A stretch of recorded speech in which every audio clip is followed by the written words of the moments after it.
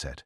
Welcome to Lost Scrolls Archive. The most celebrated account of Aphrodite's birth unfolds as one of the most violent and transformative episodes in Greek cosmology.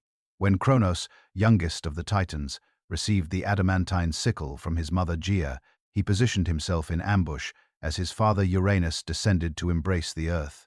With a swift, decisive stroke, Kronos severed his father's genitals and hurled them far into the churning waters of the Mediterranean. The divine flesh did not simply sink into the depths, but began to foam and bubble upon contact with the salt water, creating a luminescent froth that sparkled with supernatural radiance.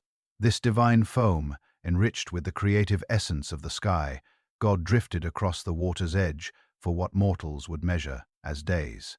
Though time moved differently in those primordial epochs, the severed organs of Uranus possessed such potent generative power that they transformed the surrounding waters into a silvery pearl-like substance that caught and reflected light in impossible ways. Marine creatures fled from the divine disturbance. Sensing the approach of something beyond their comprehension, the foam mass eventually approached the shores of Cyprus. That island sacred to the goddess who had not yet taken form. As the supernatural substance neared the rocky coastline near Paphos, it began to coalesce and solidify.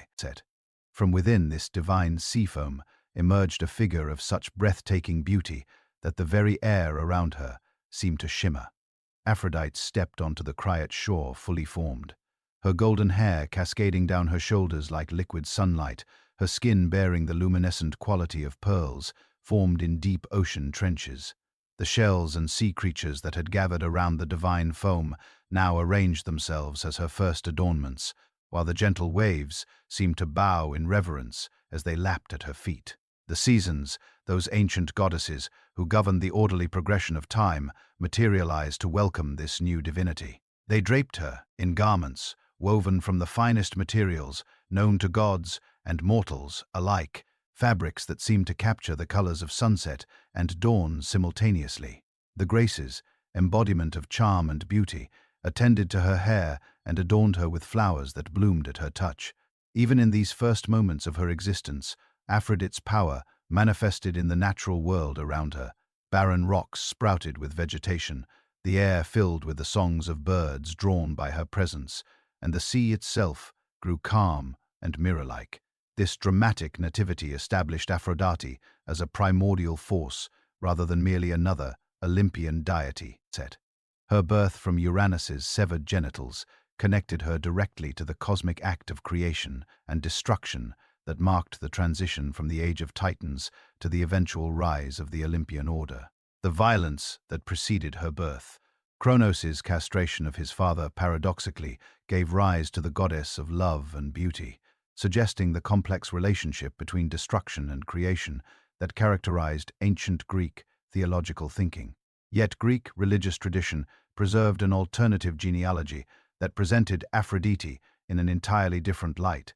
According to this version, she was the daughter of Zeus, king of the gods, and Dione, a sea nymph of considerable antiquity, whose name derived from the same root as Zeus's own. This parentage placed Aphrodite firmly within the Olympian family structure, making her a legitimate daughter of the supreme deity rather than a primordial force that predated the current cosmic order.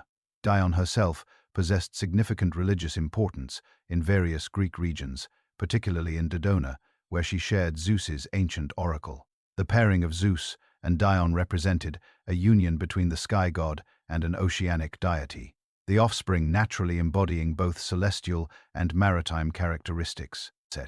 This genealogy suggested that Aphrodite's power derived not from primordial chaos, but from the ordered rule of Zeus, positioning her as a force that operated within rather than outside the established divine hierarchy. The theological implications of these competing origin stories created fascinating tensions within Greek religious practice. The seafoam birth emphasized Aphrodite's connection to primal creative forces and positioned her as a goddess whose power transcended the current divine order. Worshippers who favored this version often viewed her as a deity whose authority derived from cosmic principles older and more fundamental than Zeus's rule. This interpretation aligned with mystery religions and philosophical schools that saw love and attraction as fundamental forces governing the universe's operation. Conversely, the Zeusian parentage integrated Aphrodite into the patriarchal structure of Olympian religion, making her subject to her father's authority while still acknowledging her tremendous power within her own domain. This version appealed to more conventional religious practitioners who preferred their deities to operate within established hierarchical frameworks. It also provided a theological foundation for Zeus's ability to influence matters of love and marriage, as he could claim authority over his daughter's sphere of influence. The symbolic significance of Aphrodite's emergence from the sea resonated throughout Greek culture and religious practice. Water, particularly Ceater, represented both the source of life and the medium of purification in ancient Mediterranean cultures. The goddess's birth from divine foam suggested her role as a purifying and life-giving force, capable of washing away corruption and inspiring new growth. The sea's vast, ever-changing nature mirrored the unpredictable and overwhelming character of erotic love, which could strike without warning and transform lives completely. Cyprus itself became central to Aphrodite's identity and worship. The island's strategic location in the eastern Mediterranean made it a natural meeting point for various cultural and religious traditions. Archaeological evidence indicates that Cyprus had long been associated with fertility goddesses before Greek colonization, suggesting that Aphrodite's connection to the island represented a synthesis of indigenous religious practices with incoming Greek traditions. The rocky coastline where the goddess supposedly first touched land became Chios, which developed into her most important cult center and attracted pilgrims from across the Mediterranean world. The Criots developed elaborate rituals celebrating their patron goddess's birth, including annual festivals that recreated her emergence from the sea. These ceremonies involved processions to the shore, offerings of flowers, and precious objects cast into the waves and sacred dramas that depicted the goddess's first appearance on their island. The local priesthood maintained that their temple housed the original altar where Aphrodite first received worship, lending their cult particular authenticity and prestige. Aphrodite's maritime associations extended far beyond her birth story. Sailors throughout the Greek world invoked her protection during dangerous voyages, believing that her power over the waters could calm storms and guide ships safely to port. Coastal communities often built shrines to the goddess overlooking harbors, where merchants and fishermen could offer prayers and sacrifices before embarking on sea journeys. These maritime aspects of her worship connected her to Poseidon's domain while maintaining her distinct identity as a goddess whose power operated through attraction and harmony rather than force and domination. The goddess's role as a fertility deity manifested in agricultural as well as human reproduction. Farmers in Cyprus and other regions sacred to Aphrodite planted their crops according to festivals in her honor, believing that her blessing would ensure abundant harvests. Gardens dedicated to the goddess featured plants associated with love and beauty. Roses, myrtles, and various flowering vines that created fragrant, visually stunning displays. These sacred gardens served both as worship spaces and as symbols of the goddess's power to bring forth beauty and abundance from the earth. The spread of Aphrodite's cult throughout the Greek world involved complex interactions with pre-existing religious traditions, particularly those connected to Nean fertility goddesses. Ate, the Phoenician goddess of love and war, shared many characteristics with Aphrodite and likely influenced the development of certain aspects of Greek worship. Phoenician traders and colonists brought Astarte's cult to various Mediterranean locations, where it encountered and merged with local traditions that eventually contributed to Aphrodite's mythology. Similarly, the Mesopotamian goddess Ishtar provided another significant influence on Aphrodite's development. Ishtar's dual nature as a goddess of both love and warfare, her association with the planet Venus, and her role in fertility rituals all found echoes in later Greek traditions surrounding Aphrodite. The transmission of these influences occurred through multiple channels: trade relationships, diplomatic contacts, and the movement of peoples throughout the Eastern Mediterranean created numerous opportunities for religious syncretism. Greek religious authorities adapted these foreign influences to fit their own theological frameworks and cultural values. They emphasized Aphrodite's role as a goddess of harmonious love while downplaying the more violent aspects associated with her Near Eastern predecessors. This selective adaptation reflected broader Greek cultural preferences for order and proportion, even in matters involving passion and desire. The establishment of major cult centers beyond Cyprus followed patterns of Greek colonization and trade expansion. Corinth developed into one of Aphrodite's most important mainland sanctuaries, where the goddess received worship as both a patron of the city's commercial activities and a protector of its famous courtesans. The Corinthian temple employed sacred prostitutes, whose services were believed to honor the goddess, while providing the sanctuary with substantial income from wealthy visitors. The temple complexes that arose across the Mediterranean in Aphrodite's honor served as more than mere places of worship. They functioned as centers where mortals could directly experience the goddess's transformative power over human emotion and desire. Within these sacred precincts, Aphrodite manifested her dominion over Eros, that primal force which the Greeks understood as fundamentally different from mere physical attraction or romantic affection. Ours represented the cosmic principle that drew all things together, from the smallest particles of matter to the grandest celestial bodies. And Aphrodite wielded this force with both precision and overwhelming intensity. The goddess possessed the unique ability to kindle desire in any being regardless of their previous inclinations or circumstances.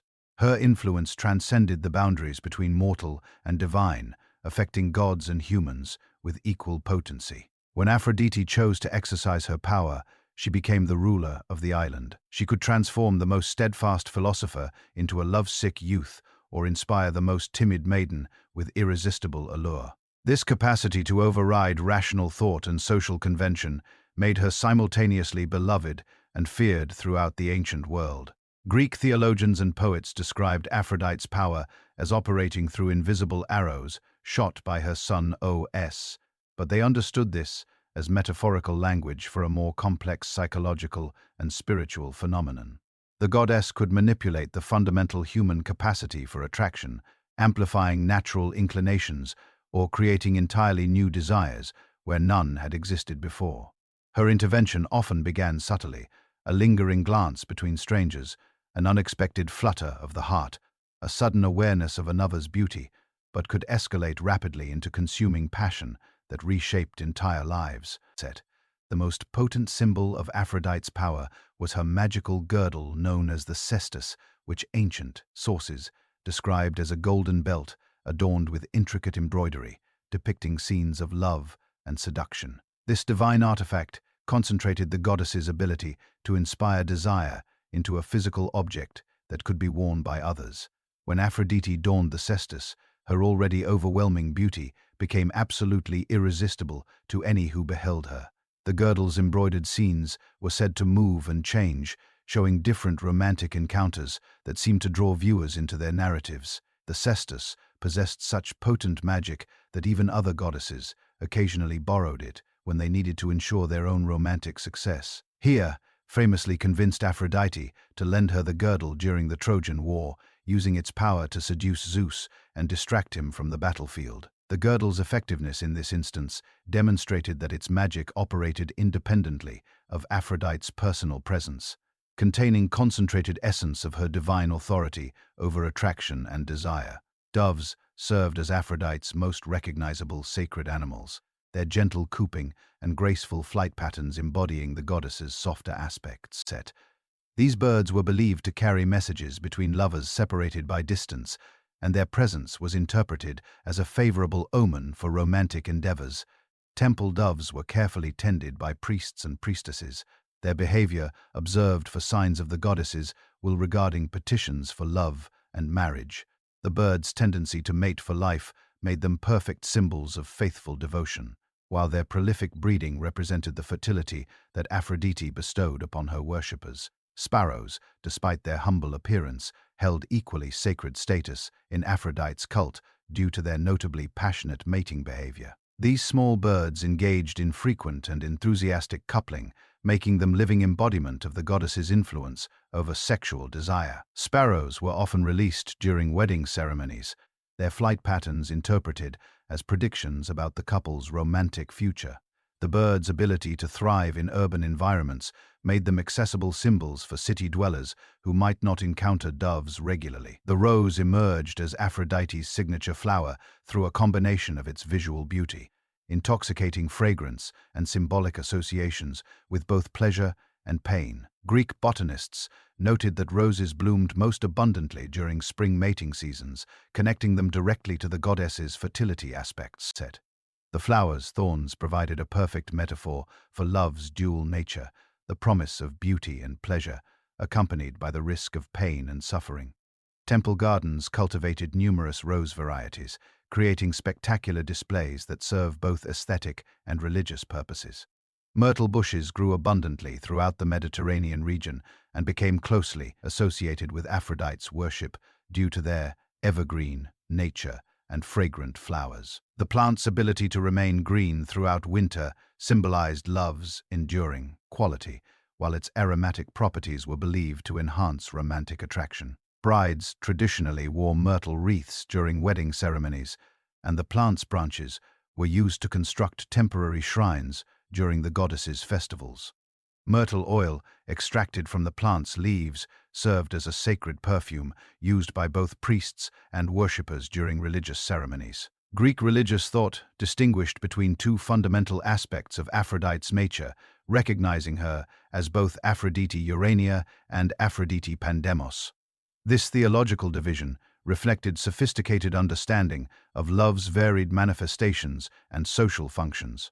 Aphrodite Urania, whose epithet meant heavenly, governed the elevated forms of attraction that transcended physical desire.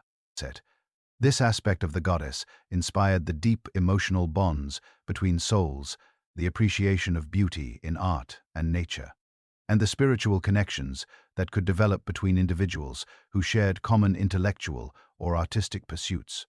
Philosophers particularly venerated Aphrodite Urania as the divine force behind their love of wisdom and truth. They argued that the same attractive power that drew lovers together also drew the human mind toward understanding and enlightenment.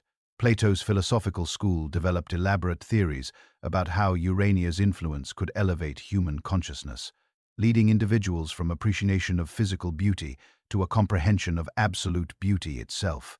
This philosophical interpretation of the goddess's power provided intellectual justification for the intense emotional relationships that often developed between teachers and students in ancient Greek educational settings. Aphrodite Pandamos, meaning of all the people, represented the goddess's more accessible and earthly manifestations. This aspect governed physical attraction, sexual pleasure, and the practical considerations of marriage and family formation. Pandemos received worship from ordinary citizens seeking romantic partners, married couples hoping for children, and anyone whose livelihood depended on their physical attractiveness. Courtesans and prostitutes particularly honored this aspect of the goddess, viewing their profession as a form of sacred service that brought pleasure and comfort to those who sought their company. The distinction between Urania and Pandemos did not represent a moral hierarchy in traditional Greek religious thinking. Both aspects were considered equally divine and necessary for human flourishing. Urania provided the spiritual elevation that distinguished humans from animals, while Pandemos ensured the continuation of families and communities through successful reproduction. Greek religious practice typically honored both aspects simultaneously, recognizing that healthy relationships required both spiritual connection and physical compatibility. Marriage ceremonies throughout the Greek world incorporated extensive rituals designed to secure Aphrodite's blessing for new couples. These ceremonies began with purification rites that cleansed both bride and groom of previous romantic attachments, ensuring they entered marriage with hearts prepared for new love. Brides bathed in water drawn from springs sacred to the goddess, while grooms made offerings at her shrines and received blessings from her priests.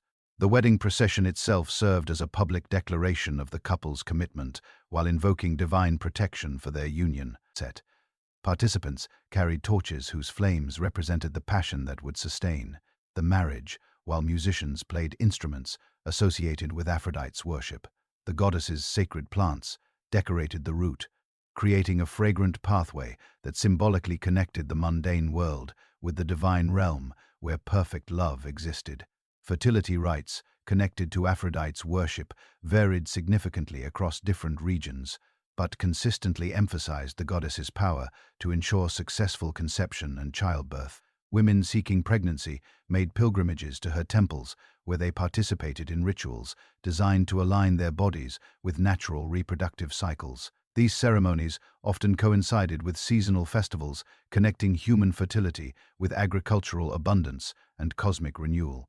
Temple prostitution, practiced at several major cult centers, represented one of the most distinctive aspects of Aphrodite's worship. Sacred prostitutes known as hierols dedicated their bodies to the goddess's service, believing that sexual union with worshippers created a direct connection to divine love. The income generated by these activities supported temple operations and provided funds for public festivals and charitable works. Participants in sacred prostitution underwent extensive purification and consecration rituals that transformed sexual activity into religious practice. The goddess's protection extended to all forms of romantic relationship, regardless of their social acceptability or legal status. Lovers conducting clandestine affairs sought her assistance in maintaining secrecy and avoiding discovery. Those separated by family opposition or geographic distance prayed for her intervention to reunite them with their beloved. Even relationships that violated social conventions could receive divine blessing if the participants demonstrated genuine affection and mutual respect. Aphrodite's festivals created temporary spaces where normal social restrictions relaxed, and individuals could explore romantic possibilities that might otherwise remain hidden. During these celebrations, unmarried young people participated in dances and games designed to facilitate courtship, while established couples renewed their vows and recommitted to their relationships. The festival's atmosphere of licensed celebration allowed for expressions of desire and affection that would be inappropriate during ordinary times. The goddess's influence over desire extended beyond romantic relationships to encompass all forms of passionate attachment. Artists and craftsmen invoked her blessing when creating works intended to inspire admiration and appreciation. Merchants sought her favor when displaying goods designed to attract customers through their beauty and desirability. Even military commanders sometimes appealed to Aphrodite when they needed to inspire fierce loyalty and devotion among their troops. The complex web of divine politics that governed Mount Olympus created numerous challenges for Zeus as he sought to maintain harmony among his fractious family of gods. Aphrodite's extraordinary beauty had already begun causing disruptions among the male deities, each of whom desired to claim her as their consort. Apollo composed elaborate hymns praising her radiance, while Poseidon sent waves of precious pearls to her quiet shores as offerings. Even Hermes, typically focused on his messenger duties, found himself lingering near her temples with increasingly transparent excuses for his presence. Zeus recognized that allowing the gods to compete openly for Aphrodite's hand would inevitably lead to the kind of divine conflict that could destabilize the cosmic order. The memory of the Titanomachy remained fresh in his mind, and he understood how quickly divine rivalries could escalate into universe-threatening wars. Rather than permit such chaos to develop, the king of the gods devised a solution that would simultaneously neutralize the threat while serving his broader political objectives. Hephaestus, the divine smith, whose workshops lay beneath volcanic mountains, presented the perfect candidate for an arranged marriage with the goddess of love. His physical deformities, resulting from Zeus's violent ejection of him from Olympus during a dispute over Hera's treatment, made him an unlikely romantic rival to the other gods. His club foot and scarred features, combined with the soot and ash that perpetually clung to his skin from his forge work, created such a stark contrast to Aphrodite's luminous beauty that none of the other deities would view him as a serious competitor for her affections. The political advantages of this union extended beyond mere conflict prevention. Hephaestus commanded enormous respect among the gods for his unparalleled craftsmanship and his essential role in creating their weapons, tools, and architectural marvels. His loyalty to Zeus had never wavered despite their past conflicts, and his workshops produced the thunderbolts that maintained the king of the god supremacy. By elevating Hephaestus through marriage to the most beautiful goddess, she became the most beautiful goddess in all the land. Zeus demonstrated his ability to reward faithful service while simultaneously solving a potentially explosive diplomatic crisis. The wedding ceremony itself reflected the awkwardness of this political arrangement. Hephaestus arrived at the celebration, still bearing traces of his work, his massive hands blackened with metallic residue and his beard singed from recent exposure to divine flames. His wedding garments, while crafted from the finest materials available, could not entirely conceal his physical imperfections or transform his hulking, muscular frame into something that complemented his bride's ethereal grace. Aphrodite appeared at the ceremony in robes that seemed woven from captured sunlight, her golden hair arranged with flowers that bloomed at her touch. The contrast between bride and groom struck every divine witness as almost comical, yet none dared express their amusement openly in Zeus's presence. The goddess herself maintained perfect composure throughout the proceedings, her expression revealing nothing of her private thoughts about this unexpected turn in her divine career. The marriage settlement included magnificent gifts from Zeus, designed to compensate both parties for their compliance with his political necessities. Hephaestus received expanded territories for his workshops and exclusive rights to mine precious metals from previously restricted divine realms. Aphrodite gained formal recognition as queen of the divine smith's realm and received a palace constructed entirely from materials that enhanced her natural radiance. The building's walls incorporated polished metals that reflected and amplified light, creating an environment where her beauty appeared even more supernatural than usual.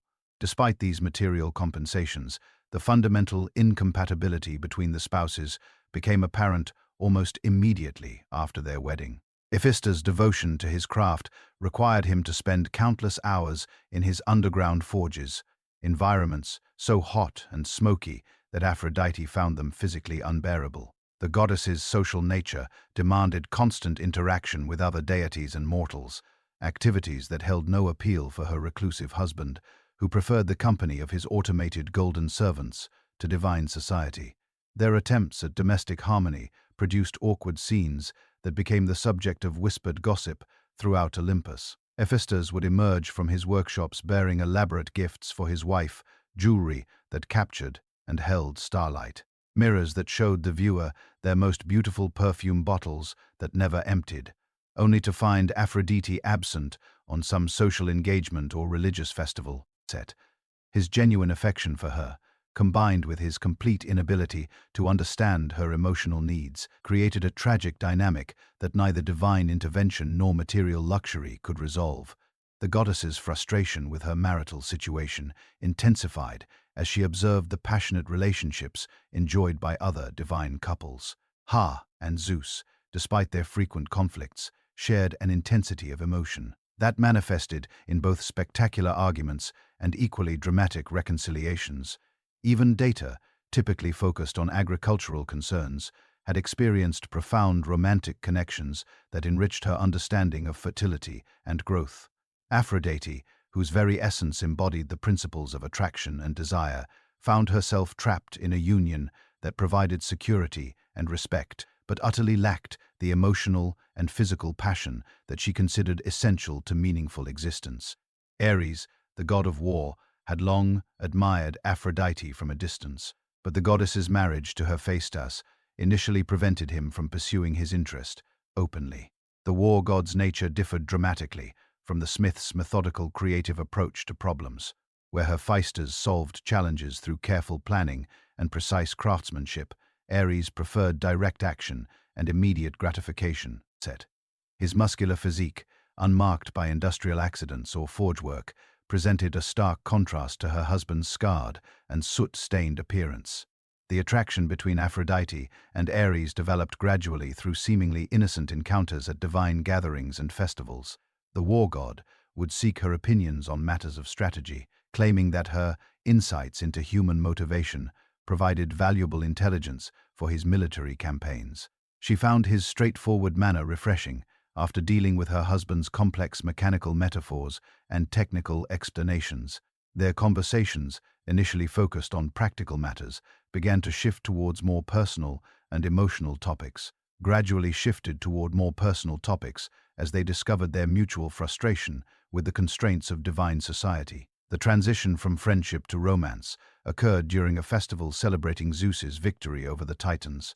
The celebration's atmosphere of triumph and excess provided cover for increasingly intimate conversations between the goddess and the war god. Ares spoke of battles where the sight of her temples had inspired warriors to extraordinary acts of courage, while Aphrodite described how the passion of lovers, separated by warfare, intensified their devotion beyond normal human capacity. These discussions revealed their complementary natures. His power to inspire fierce loyalty and her ability to create deep emotional bonds could combine to produce effects that neither could achieve alone. Their first clans Dundee and Destin meeting took place in a grove sacred to Aphrodite on the slopes of Mount Ida. Far from the prying eyes of Olympian society, the location's natural beauty provided an appropriate setting for their union. Streams of clear water flowed between flowering trees, while the air carried fragrances from the goddess's sacred plants. Ares arrived, still bearing traces of recent combat, his bronze armor polished to mirror brightness and his weapons radiating the supernatural sharpness that only divine metallurgy could achieve. The physical contrast between the lovers created a compelling visual dynamic that reflected their complementary divine functions. Aphrodite's soft curves and luminous skin seemed to glow more brightly when pressed against Ares' battle-hardened physique, while his scars and calluses appeared to fade in her presence. Their union combined the creative force of love with the destructive power of war, producing an intensity of passion that neither had experienced in previous relationships. The affair continued for months, through carefully orchestrated meetings at various locations throughout the Mediterranean world. They rendezvoused in hidden caves beneath Cyprus, in forest clearings sacred to both their cults, and even in mortal temples where their combined presence inspired worshippers to extraordinary acts of devotion and courage. The secrecy required by their relationship added an element of danger that heightened their mutual attraction, while the constant risk of discovery created a sense of urgency that made each encounter more precious. Hephaestus, absorbed in a particularly complex project involving the creation of automated bronze warriors, initially remained unaware of his wife's infidelity. His trusting nature, combined with his assumption that no other god would dare interfere with Zeus's carefully arranged marriage, prevented him from recognizing the obvious signs of Aphrodite's changed behavior. She returned from her supposed religious duties with an unmistakable glow of satisfaction, her already radiant beauty and enhanced by the fulfillment she found in Ares' arms. The discovery of the affair came through Helios, the sun god whose daily journey across the sky provided him with unparalleled opportunities for observation. During one of his regular surveillance sweeps, he witnessed the lovers meeting in what they believed was a secluded valley, their passionate embrace clearly visible from his elevated celestial position. Helios, who maintained friendly relations with Hephaestus through their shared interest in metalwork and craftsmanship, felt obligated to inform the smith god of his wife's betrayal. The revelation devastated Hephaestus, whose genuine affection for Aphrodite had grown stronger despite their incompatible natures.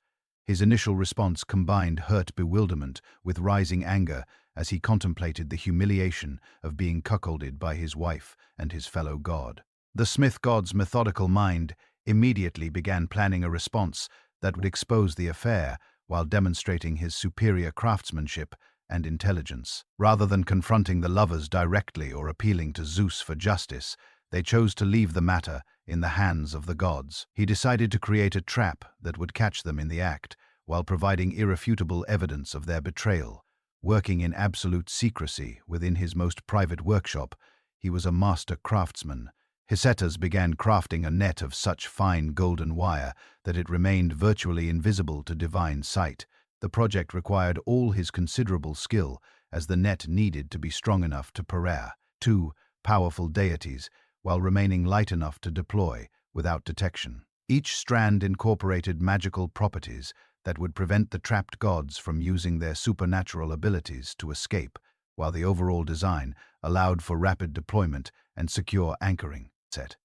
The net's construction involved techniques that Hephaestus had never attempted before, requiring him to forge gold into threads finer than spider silk while maintaining the metal's inherent strength. He worked continuously for days, pausing only when absolutely necessary to maintain his normal routine and avoid arousing suspicion. The project's technical challenges provided a welcome distraction from his emotional turmoil, allowing him to channel his anger and hurt into creative problem-solving. Installation of the trap required careful timing and intimate knowledge of his wife's habits. Hephaestus observed Aphrodite's behavior patterns until he identified her next planned rendezvous with Ares, then announced his intention to visit his workshop on Lemnos for an extended period. The deception felt foreign to his naturally honest character, but his desire for justice overcame his normal reluctance to engage in subterfuge. The golden net was positioned above the bed where the lovers typically met, held in place by nearly invisible supports that would release when triggered by the weight of two bodies. Hephaestus tested the mechanism repeatedly to ensure its reliability, making minute adjustments until the trap would spring with perfect timing. The net's magical properties included a feature that would immediately alert him to its activation, allowing him to return quickly with witnesses to observe the captured adulterers.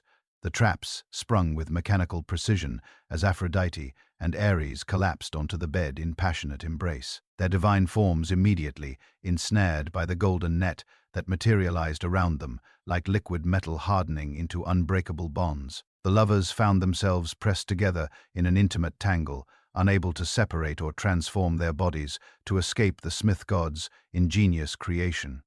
Struggled against the golden threads, his war-hardened muscles straining against bonds that seemed to tighten with each movement, while Aphrodite's attempts to dissolve into sea foam or radiant light proved futile against the net's magical properties.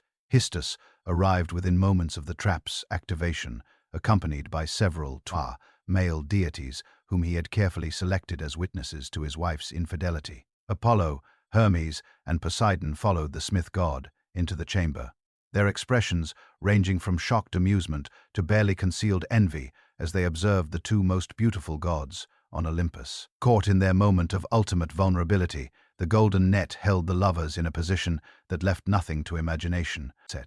Their divine forms pressed together in a tableau that would have been magnificent if not for the circumstances of their capture. The assembled gods reacted with the mixture of moral outrage and purient fascination that characterized divine society's approach to scandal. Apollo composed impromptu verses describing the scene, his poetic nature unable to resist the dramatic potential of the situation. Hermes made jokes about the irony of the war, God being captured without a battle, while Poseidon examined the net's construction with professional admiration for his nephew's craftsmanship. Their commentary created a humiliating chorus that accompanied Aphrodite and Ares' futile struggles against their golden prison. Hephaestus savored his moment of vindication, his normally gentle demeanor replaced by cold satisfaction as he observed his wife's predicament. The smith god had endured months of unknowing humiliation while Aphrodite conducted her affair, his trusting nature exploited by the very goddess who should have honored their marriage bond. The trap's success demonstrated not only his superior intelligence, but also his ability to outmaneuver gods whose physical prowess far exceeded his own. His mechanical genius had achieved what brute force could never accomplish, the complete subjugation of two deities whose combined power could level mountains. The theological implications of the affair between Aphrodite and Eros fascinated Greek religious thinkers who recognized in their union a fundamental cosmic principle. Love and war, seemingly opposite forces, revealed themselves as intimately connected aspects of human experience. The passion that drove lovers to desperate acts paralleled the fierce devotion that motivated warriors to die for their causes. Both emotions transcended rational thought, compelling individuals to risk everything for goals that outsiders might consider worthless or destructive. Greek philosophers developed elaborate theories explaining why Aphrodite and Ares gravitated toward each other despite their apparent incompatibility. Love, they argued, required courage to overcome social barriers and personal fears, while war demanded the kind of intense emotional commitment that resembled romantic devotion. Soldiers who fought most effectively often spoke of their homeland, families, or comrades in terms that echoed lovers' declarations of undying fidelity. The battlefield and the marriage bed both demanded total surrender of individual will to something greater than oneself. The union of love and war also represented the creative tension between construction and destruction that characterized natural processes. Forest fires cleared undergrowth to allow new growth, while storms destroyed old structures to make room for fresh development. Similarly, the dissolution of existing relationships through passionate love affairs could lead to new unions that better served both individual happiness and social stability. Ares' destructive power channeled through Aphrodite's creative influence could break down barriers that prevented genuine emotional connections between people. Their secret meetings required elaborate precautions that involved numerous divine accomplices, each playing specific roles in maintaining the lovers' privacy. The young god Electrian, whose name meant rooster, and who served as Ares' loyal companion and armor-bearer, received the crucial responsibility of standing watch during the couple's rendezvous. His task involved monitoring the movements of other gods, particularly Helios, the sun god, whose daily journey across the sky provided him with comprehensive surveillance capabilities that threatened the lovers' secrecy. Electrian's duties extended beyond simple observation to include creating diversions and false trails that would misdirect potential discoverers. He arranged for minor conflicts and disturbances that would draw attention away from his master's activities while simultaneously spreading rumors about Ares' supposed presence in distant battlefields. The young god's natural enthusiasm and eagerness to please made him an ideal accomplice, though his inexperience in matters of deception would ultimately prove his undoing. The network of divine conspirators included several nymphs and minor deities who provided safe meeting places and logistical support for the affair. Woodens offered secluded groves where the lovers could meet without fear of discovery, while sea nymphs created underwater grotto accessible only to those with divine nature. These accomplishments were motivated partly by romantic sympathy for the mismatched couple and partly by the excitement of participating in a conspiracy that defied Zeus's political arrangements. Mountain spirits provided early warning systems that alerted the lovers to approaching dangers, their intimate knowledge of local terrain allowing them to guide Aphrodisian Ari to safety when unexpected visitors threatened their privacy. River gods diverted their waters to create temporary islands where the couple could meet, while wind spirits carried messages between them when direct communication proved impossible. This extensive support network demonstrated the widespread divine sympathy for their relationship, despite its violation of established marriage bonds. The most crucial element in maintaining secrecy involved timing their meetings to avoid Helios's observation set. The sun god's predictable daily routine created windows of opportunity when his attention focused elsewhere, particularly during his evening descent toward the western horizon and his morning emergence from the eastern sea. Electrian's responsibility involved calculating these intervals precisely and ensuring that his master and Aphrodite concluded their meetings before Helios could observe them. Unfortunately, the young god's dedication to his duties proved insufficient to overcome his natural limitations.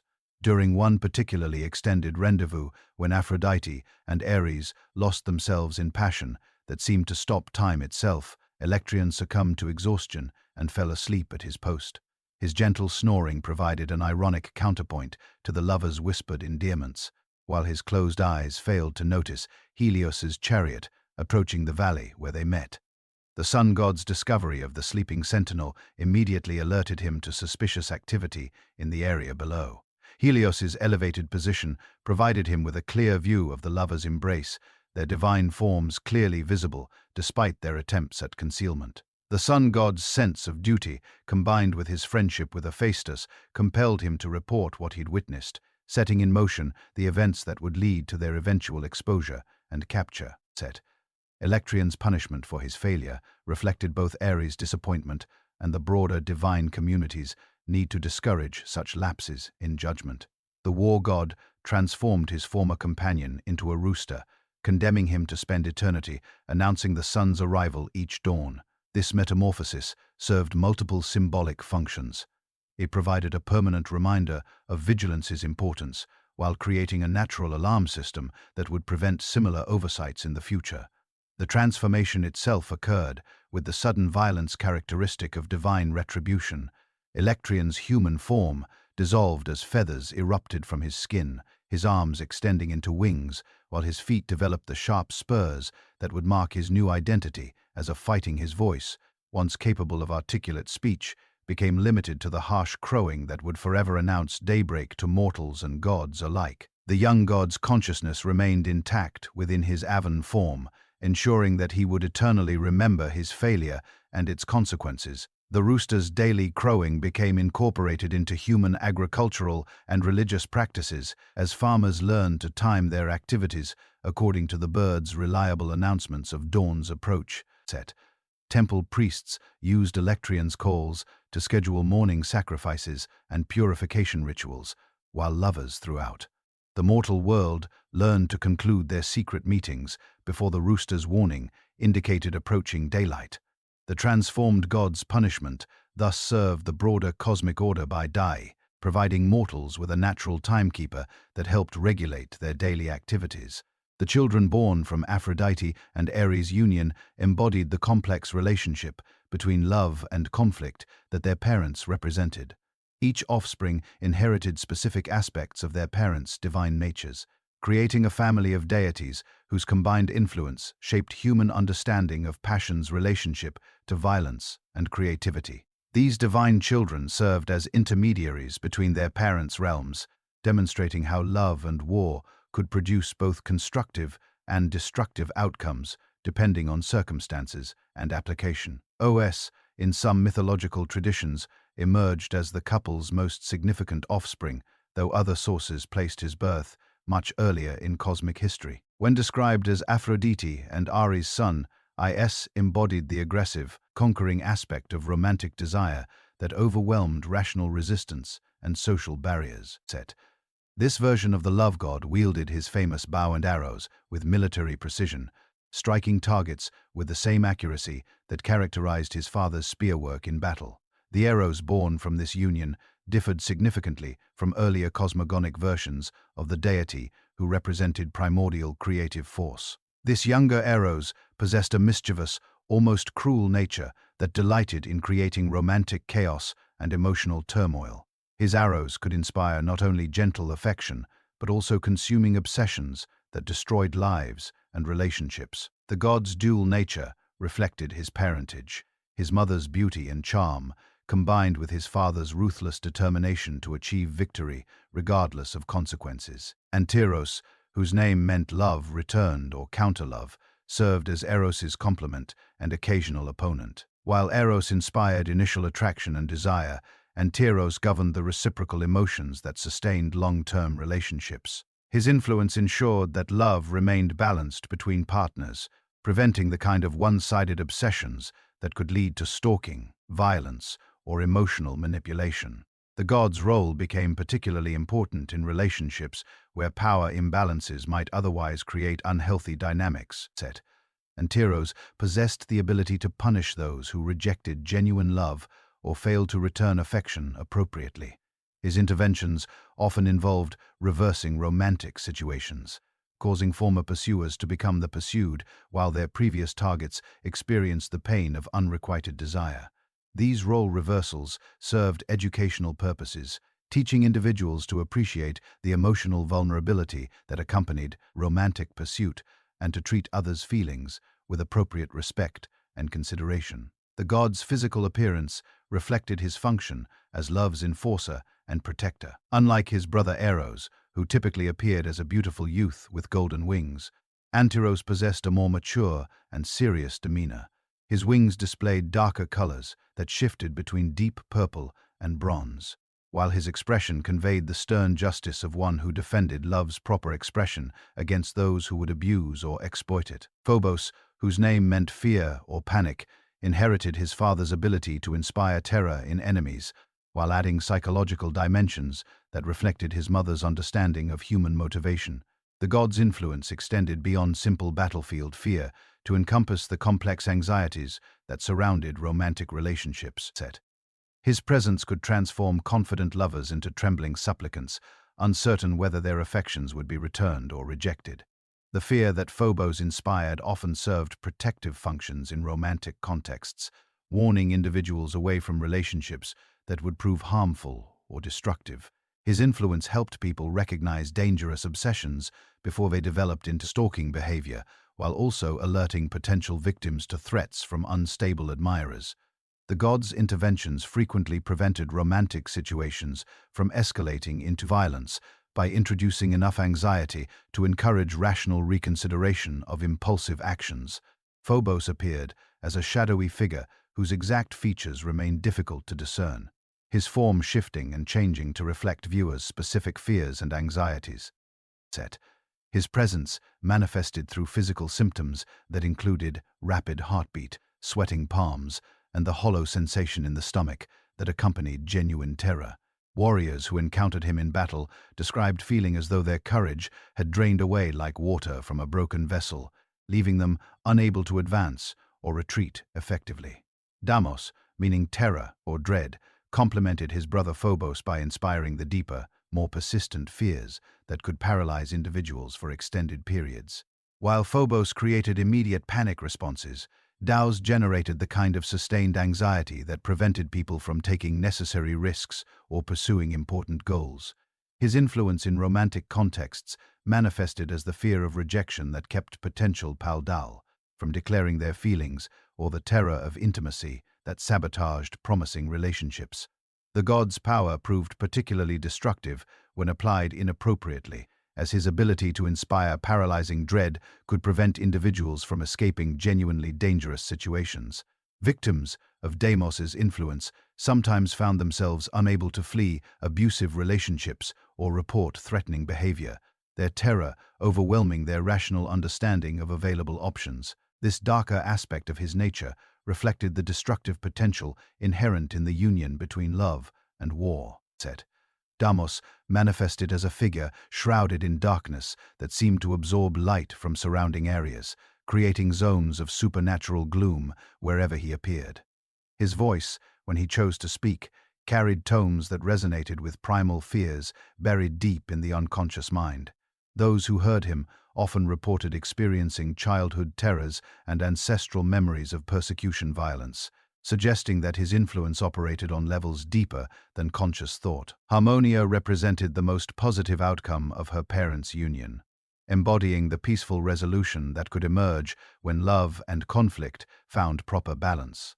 The goddess inherited Aphrodite's beauty and charm, combined with Ares' strength and determination, creating a divine personality capable of mediating disputes and creating lasting agreements between opposing forces. Her influence helped transform destructive conflicts into creative tensions that produce growth and positive change. The goddess's role extended beyond simple peacekeeping to encompass the active creation of harmony in situations where none had previously existed. Her interventions could help former enemies discover common ground, while her presence at negotiations often led to agreements that satisfied all parties involved. Harmonia's influence proved particularly valuable in romantic contexts, where she helped couples resolve conflicts that might otherwise destroy their relationships. Harmonia's physical appearance reflected her function as a bridge between opposing forces. Her features combined the ethereal beauty characteristic of her mother's lineage with the strong, determined expression that marked her father's descendants. Her clothing typically incorporated both soft, flowing fabrics associated with love goddesses and practical elements that acknowledged her connection to warfare and conflict resolution. The goddess's marriage to Cadmus, founder of Thebes, provided a model for how divine harmony could be established in mortal contexts. Their wedding gifts, which included a cursed necklace and robe that would bring tragedy to future generations, demonstrated the complex legacy that emerged when divine forces attempted to establish permanent residence in the mortal world. The contradiction between Harmonia's peaceful nature and the destructive potential of her wedding. Gifts reflected the ongoing tension between order and chaos that characterized her parents' relationship. The lasting impact of Aphrodite and Ares' affair extended far beyond their immediate family to influence Greek understanding of passion's relationship to violence and creativity. Their union demonstrated that seemingly opposite forces often contained complementary aspects that could produce unexpected results when properly combined. This theological insight influenced Greek approaches to everything from military strategy to artistic creation. As thinkers recognized that productive tension between opposing elements often generated more innovative solutions than simple harmony or unopposed force, human warriors began invoking both deities simultaneously, seeking Aphrodite's blessing for the passionate devotion that motivated heroic sacrifice while calling upon Ares for the strength to achieve victory. This dual invocation recognized that effective military action required both emotional commitment and physical prowess, with neither element sufficient alone to ensure success. The practice spread throughout the Greek world as commanders discovered that soldiers who fought for love of homeland or family displayed greater resilience than those motivated solely by duty or fear. Artists and poets similarly drew inspiration from the divine couple's relationship, using their union as a metaphor for the creative process itself. The tension between beauty and destruction, harmony and chaos, provided endless material for exploration in various artistic media. Sculptors created works that captured the moment of their capture in Hephaestus' net, while painters depicted their secret meetings in idyllic, natural settings that emphasized the contrast between their passionate love and the divine society that condemned it. The affair's influence on Greek religious practice manifested in the development of dual cults that honored both deities simultaneously. These religious communities recognized that love and war, rather than being fundamentally opposed, represented different aspects of the same divine energy that drove human beings toward their most intense experiences. Worshippers at these dual shrines sought blessings for relationships that could withstand external pressures and conflicts, while also praying for the courage to fight for their loves when necessary. Marriage ceremonies began incorporating elements that acknowledged both the peaceful harmony that couples hoped to achieve and the conflicts they would inevitably face. Brides and grooms made offerings to both Aphrodite and Ares, recognizing that successful relationships required both the gentle attraction that brought partners together and the fierce determination that kept them united against external challenges. These ceremonies produced unions that proved more resilient than those based solely on romantic idealism or practical considerations. The theological implications of their relationship continued to influence Greek philosophical thought for centuries, as thinkers grappled with the paradox of how destructive and creative forces could combine to produce positive outcomes. This intellectual framework provided foundations for later philosophical schools that emphasized the productive potential of conflict and opposition, viewing tension between competing ideas as essential to intellectual progress and cultural development. The wedding of Pellis and Thetis represented one of the most significant diplomatic events in divine history, bringing together gods, mortals, and sea deities in a celebration that was intended to demonstrate cosmic harmony. Zeus himself had arranged this marriage between the mortal hero Pellis and the sea nymph Thetis, partly to prevent a prophecy that foretold Thetis would bear a son greater than his father. By ensuring she married a mortal rather than a god, Zeus neutralized this potential threat to his supremacy, while creating an opportunity for unprecedented cooperation between different realms of existence.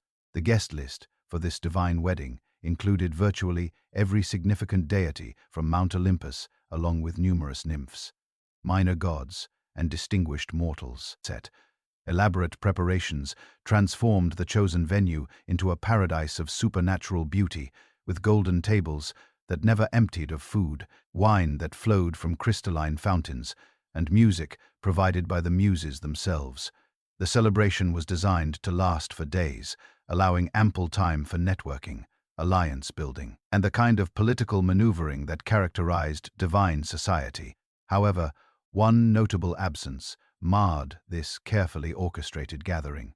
Is, the goddess of discord and strife, had been deliberately excluded from the invitational list due to her reputation for causing disruptions at social events. Her very presence tended to generate conflicts among guests, transforming peaceful gatherings into battlegrounds of competing egos and conflicting interests.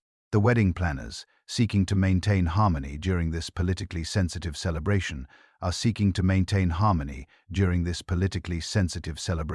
made the fateful decision to leave her off the guest list entirely. Eris discovered her exclusion through the network of minor deities and spirits who served as informal messengers throughout the divine community. Her initial reaction combined hurt feelings with rising anger as she contemplated the insult of being overlooked for such a significant event. The goddess of discord possessed a volatile temperament that made her particularly sensitive to perceived slights, and this deliberate snub struck her as an unforgivable breach of divine protocol.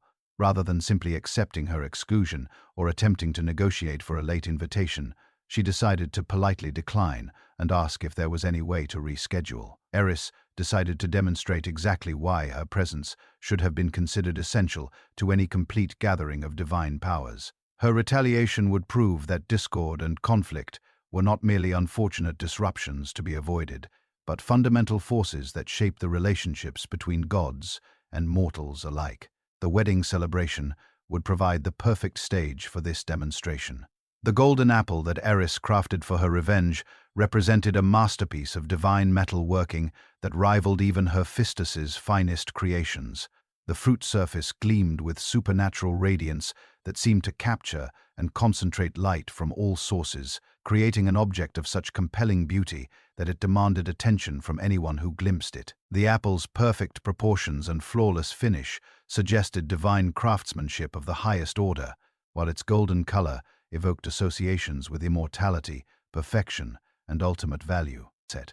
Inscription to the fairest appeared on the apple's surface in letters that seemed to shift and change depending on the viewing angle, ensuring that the message remained clearly visible regardless of how the fruit was positioned. The words themselves carried magical properties that compelled readers to consider their meaning seriously, preventing casual dismissal of the apple as a mere decoration or party favor. Eris had invested considerable divine power into this creation, ensuring that it would achieve maximum disruptive effect when deployed at the appropriate moment. The goddess's timing proved impeccable as she waited for the celebration to reach its peak before making her dramatic entrance. The wedding guests had consumed substantial quantities of divine wine and were engaged in animated conversations about politics, philosophy, and personal relationships. The relaxed atmosphere and lowered inhibitions created ideal conditions for the kind of competitive behavior that Ares hoped to encourage through her intervention. Eris appeared suddenly in the midst of the celebration, her dark robes creating a stark contrast to the bright festive clothing worn by the invited guests. Without speaking or acknowledging any of the startled deities, she rolled a golden apple across the floor where it came to rest in a prominent position that ensured maximum visibility. The inscription caught the light and seemed to pulse with supernatural energy, immediately drawing the attention of every goddess present. The apple's message created an instant dilemma that struck at the heart of divine vanity and competitive instincts. Every goddess present possessed extraordinary beauty and could legitimately claim to deserve the title of fairest based on various criteria. The ambiguous nature of the inscription prevented any easy resolution, as beauty itself defied simple measurement or objective comparison. Physical appearance, divine radiance, artistic accomplishment, and personal charisma all contributed to overall fairness in ways that made definitive ranking impossible. Three goddesses immediately emerged as the primary contenders for this coveted recognition. Hera, as queen of the gods and Zeus's wife, possessed the regal bearing and authoritative presence that many considered essential to true beauty. Her mature elegance and commanding personality had maintained Zeus's interests despite his numerous affairs, while her role as protector of marriage gave her claims to represent the highest form of feminine achievement. Athena's beauty combined intellectual brilliance with physical perfection, her grey eyes reflecting the wisdom that made her Zeus's favorite daughter and most trusted advisor. Set, the goddess of wisdom and warfare, possessed an athletic grace that reflected her martial skills, while her innovative mind had produced countless inventions and strategies that benefited both gods and mortals. Her virginity added an element of untouchable purity that many found more compelling than overt sensuality. Aphrodite's claim to the title seemed most obvious to neutral observers given her fundamental nature as the goddess of beauty and love. Her supernatural radiance caused flowers to bloom in her footsteps and inspired passionate devotion in all who beheld her. The goddess's recent marriage to Hephaestus had done nothing to diminish her appeal, while her ongoing affair with Ares demonstrated her ability to inspire desire even in those who should have remained faithful to other commitments. The three goddesses' immediate claims to the golden apple created exactly the kind of conflict that Ares had hoped to generate. Each possessed legitimate arguments for her superiority, while their different types of beauty made objective comparison virtually impossible. Here's imperial majesty. Athena's intellectual radiance and Aphrodite's sensual perfection represented distinct ideals that appealed to different aspects of divine and mortal appreciation for feminine excellence. The dispute quickly escalated beyond polite disagreement as each goddess marshaled supporters from among the wedding guests. Hera's faction emphasized the importance of dignity, authority, and marital fidelity in determining true beauty. They argued that superficial physical attractiveness meant nothing without the character and wisdom necessary to exercise power responsibly. The queen of the gods had proven her worthiness through centuries of competent rule and diplomatic achievement. Athena's supporters promoted intelligence, creativity, and practical accomplishment as the essential components of lasting beauty. They pointed to her numerous contributions to civilization, including the invention of the olive tree, the development of various crafts and technologies, and her role in establishing justice systems that protected both gods and mortals. Physical appearance might fade, they argued, but intellectual achievements created permanent value that transcended temporary aesthetic appeal. Aphrodite's advocates insisted that beauty needed no justification beyond its own existence, and that the attempts to intellectualize or politicize aesthetic judgment missed the fundamental point entirely. The goddess of love embodied beauty in its purest form, inspiring the kind of immediate, overwhelming response that transcended rational analysis. Her ability to create harmony, passion, and joy throughout the universe demonstrated beauty's practical value in ways that surpassed mere administrative competence or technical innovation. The debate grew increasingly heated as divine pride and competitive instincts overcame the social restraints that normally governed Olympian gatherings. Gods and goddesses, who had maintained cordial relationships for centuries, found themselves taking sides in arguments that touched on fundamental questions about the nature of value, achievement, and divine purpose. The wedding celebration that was supposed to demonstrate cosmic harmony instead became a battleground of competing philosophies and personal loyalties. Zeus recognized the dangerous potential of this situation as he observed the growing divisions among his divine family. The king of the gods had worked carefully to maintain balance and prevent conflicts that might destabilize the cosmic order, but Eris's golden apple threatened to undo decades of diplomatic achievement. The three goddesses showed no signs of backing down from their claims, while their supporters grew more entrenched in their positions with each passing hour. The supreme deity's attempts to mediate the dispute proved unsuccessful as each goddess insisted that her claim deserved recognition above all others. Hera demanded acknowledgement of her status as queen of the gods, while Athena argued for the intellectual criteria that she embodied most completely.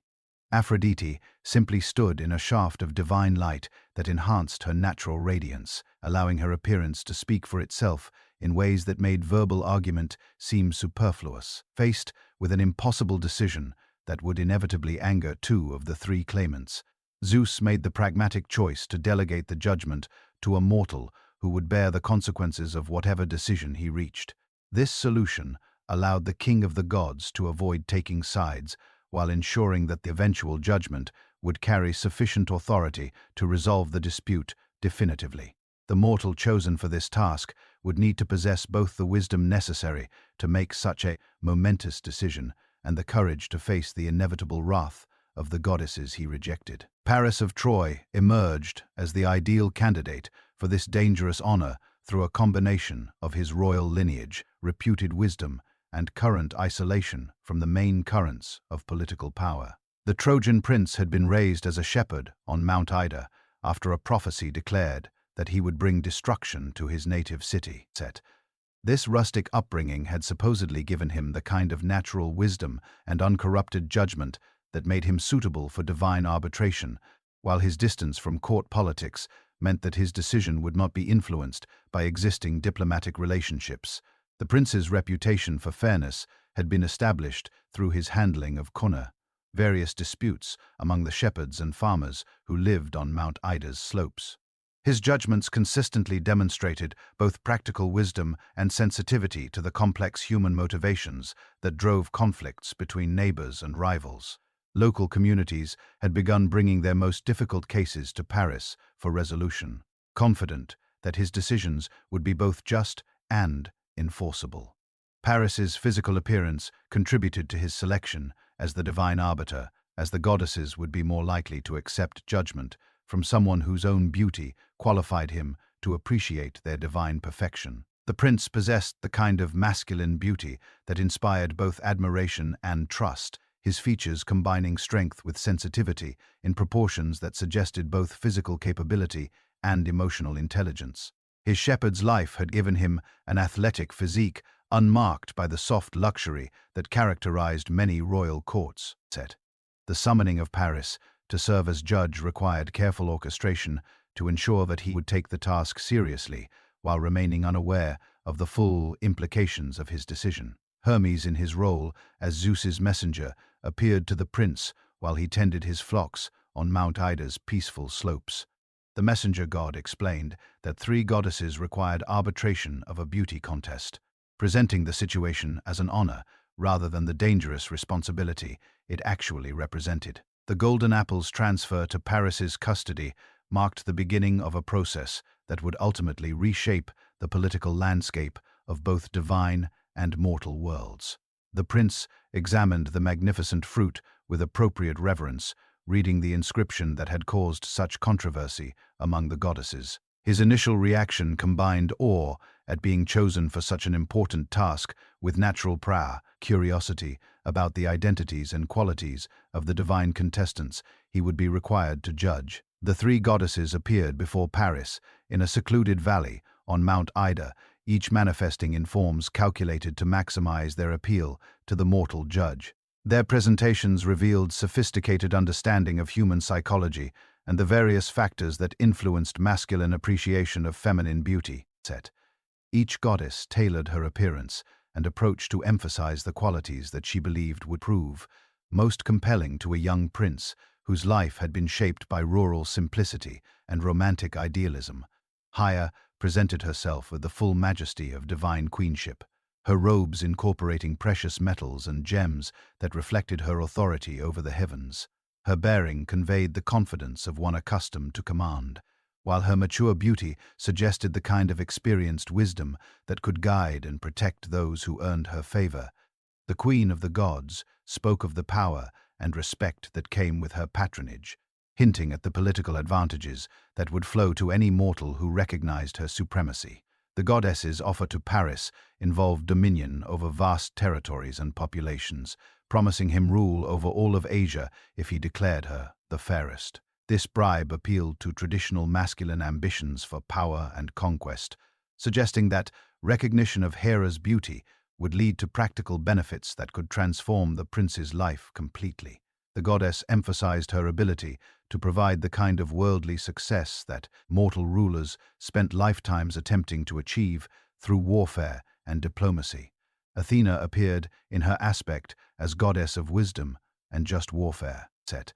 Her armor polished to mirror brightness, and her gray eyes reflecting the intelligence that had made her Zeus's most valued counselor. Her presentation emphasized the intellectual and strategic advantages that would come with her patronage, appealing to Paris's reputation for wise judgment and fair dealing. The goddess of wisdom spoke of the satisfaction that came from solving complex problems and the respect earned through demonstrated competence in leadership.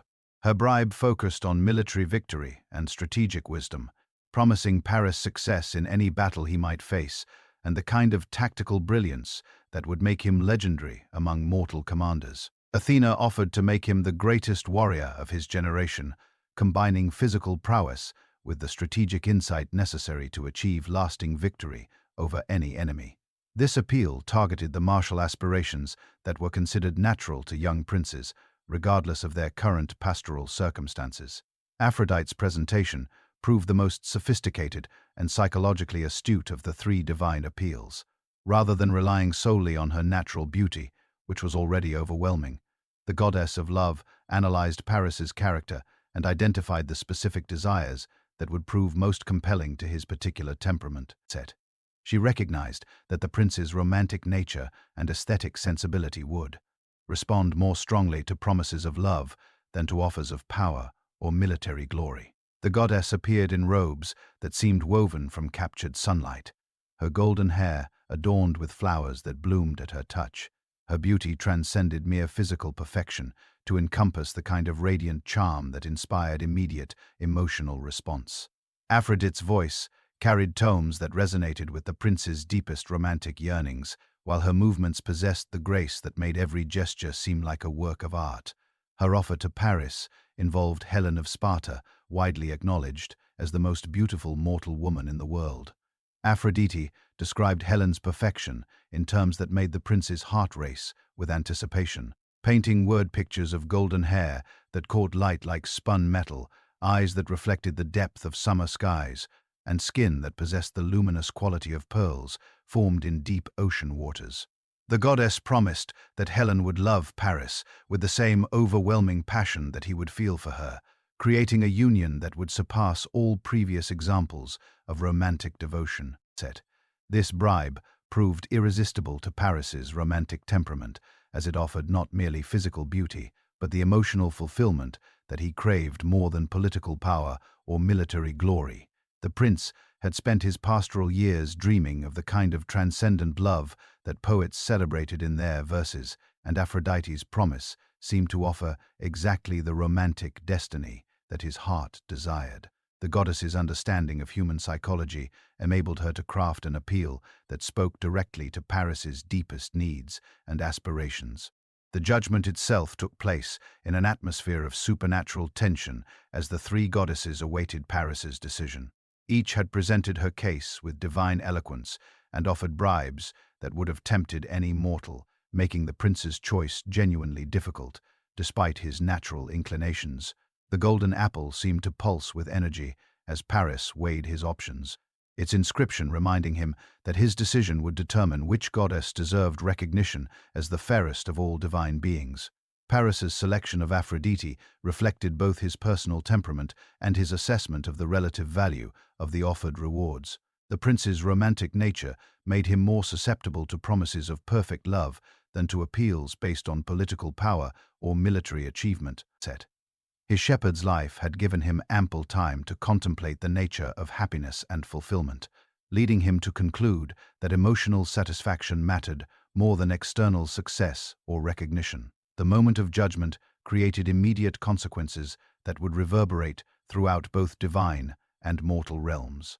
Aphrodite's triumph filled her with joy and vindication, confirming her status as the supreme embodiment of beauty and love. Her victory over Hera and Athena demonstrated that attraction and desire represented more fundamental forces than political authority or intellectual achievement, validating the goddess's entire approach to divine influence and mortal relations.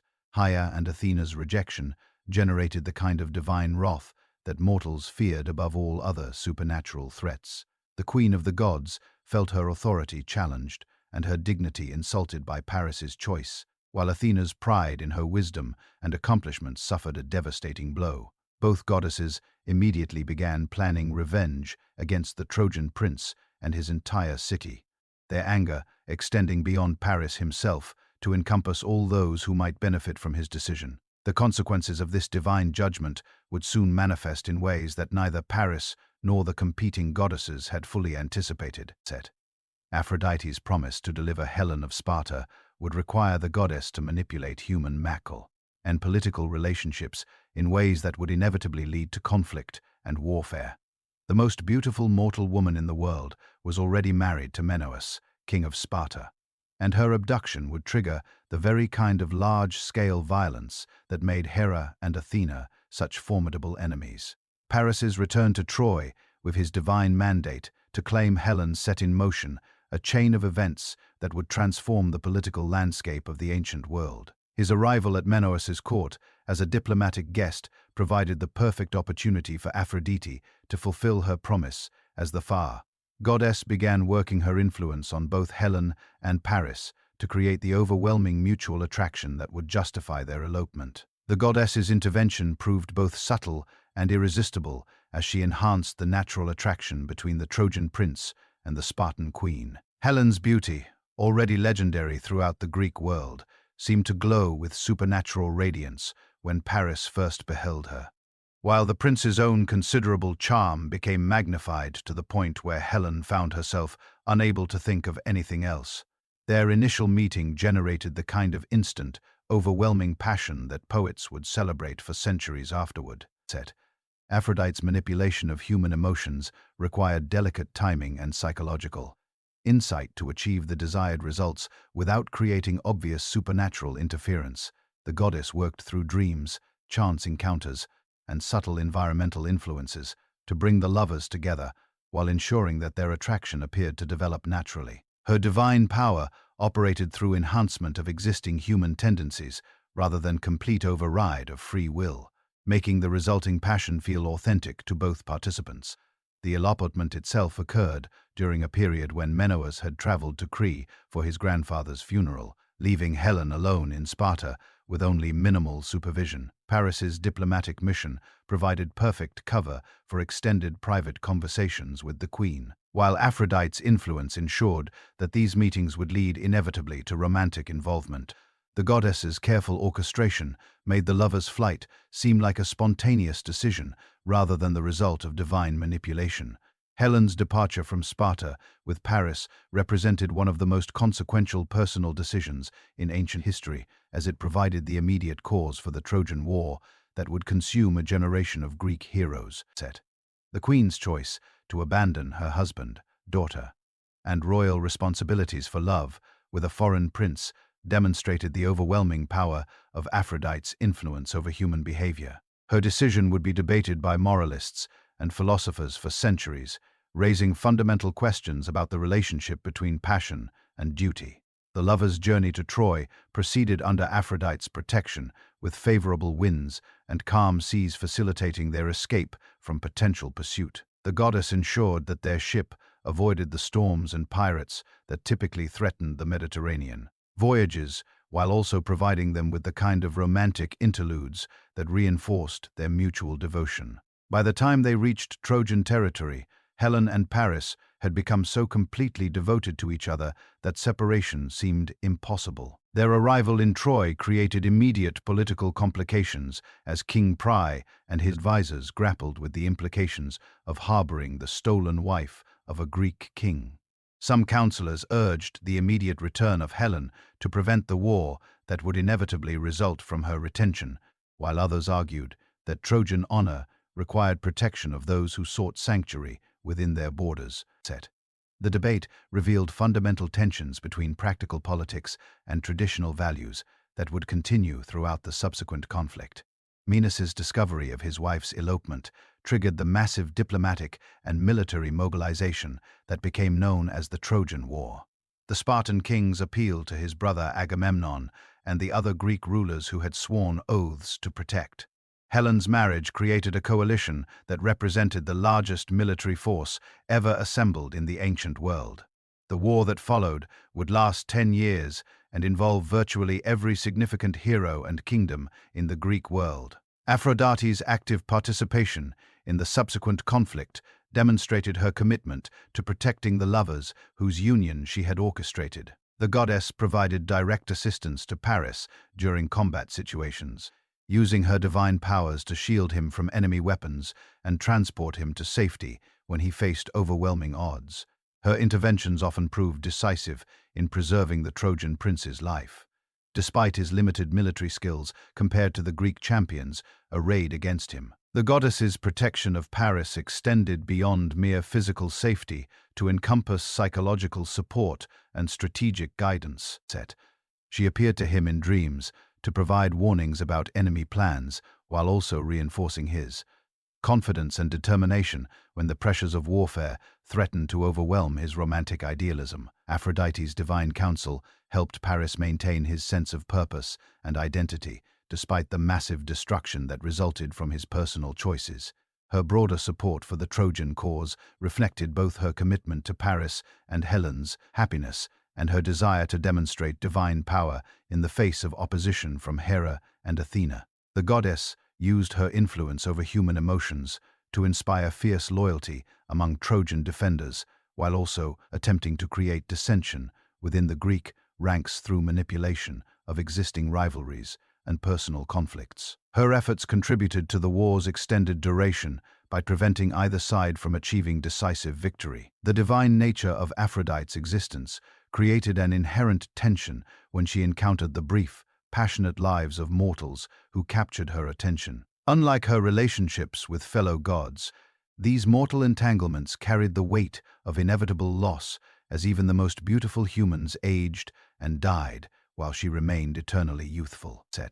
This fundamental incompatibility between divine immortality and mortal vulnerability produced some of the most poignant and tragic stories in Greek mythology, revealing aspects of the goddess's character that her divine relationships rarely exposed. The shepherd Anchises represented everything that attracted Aphrodite to mortal lovers.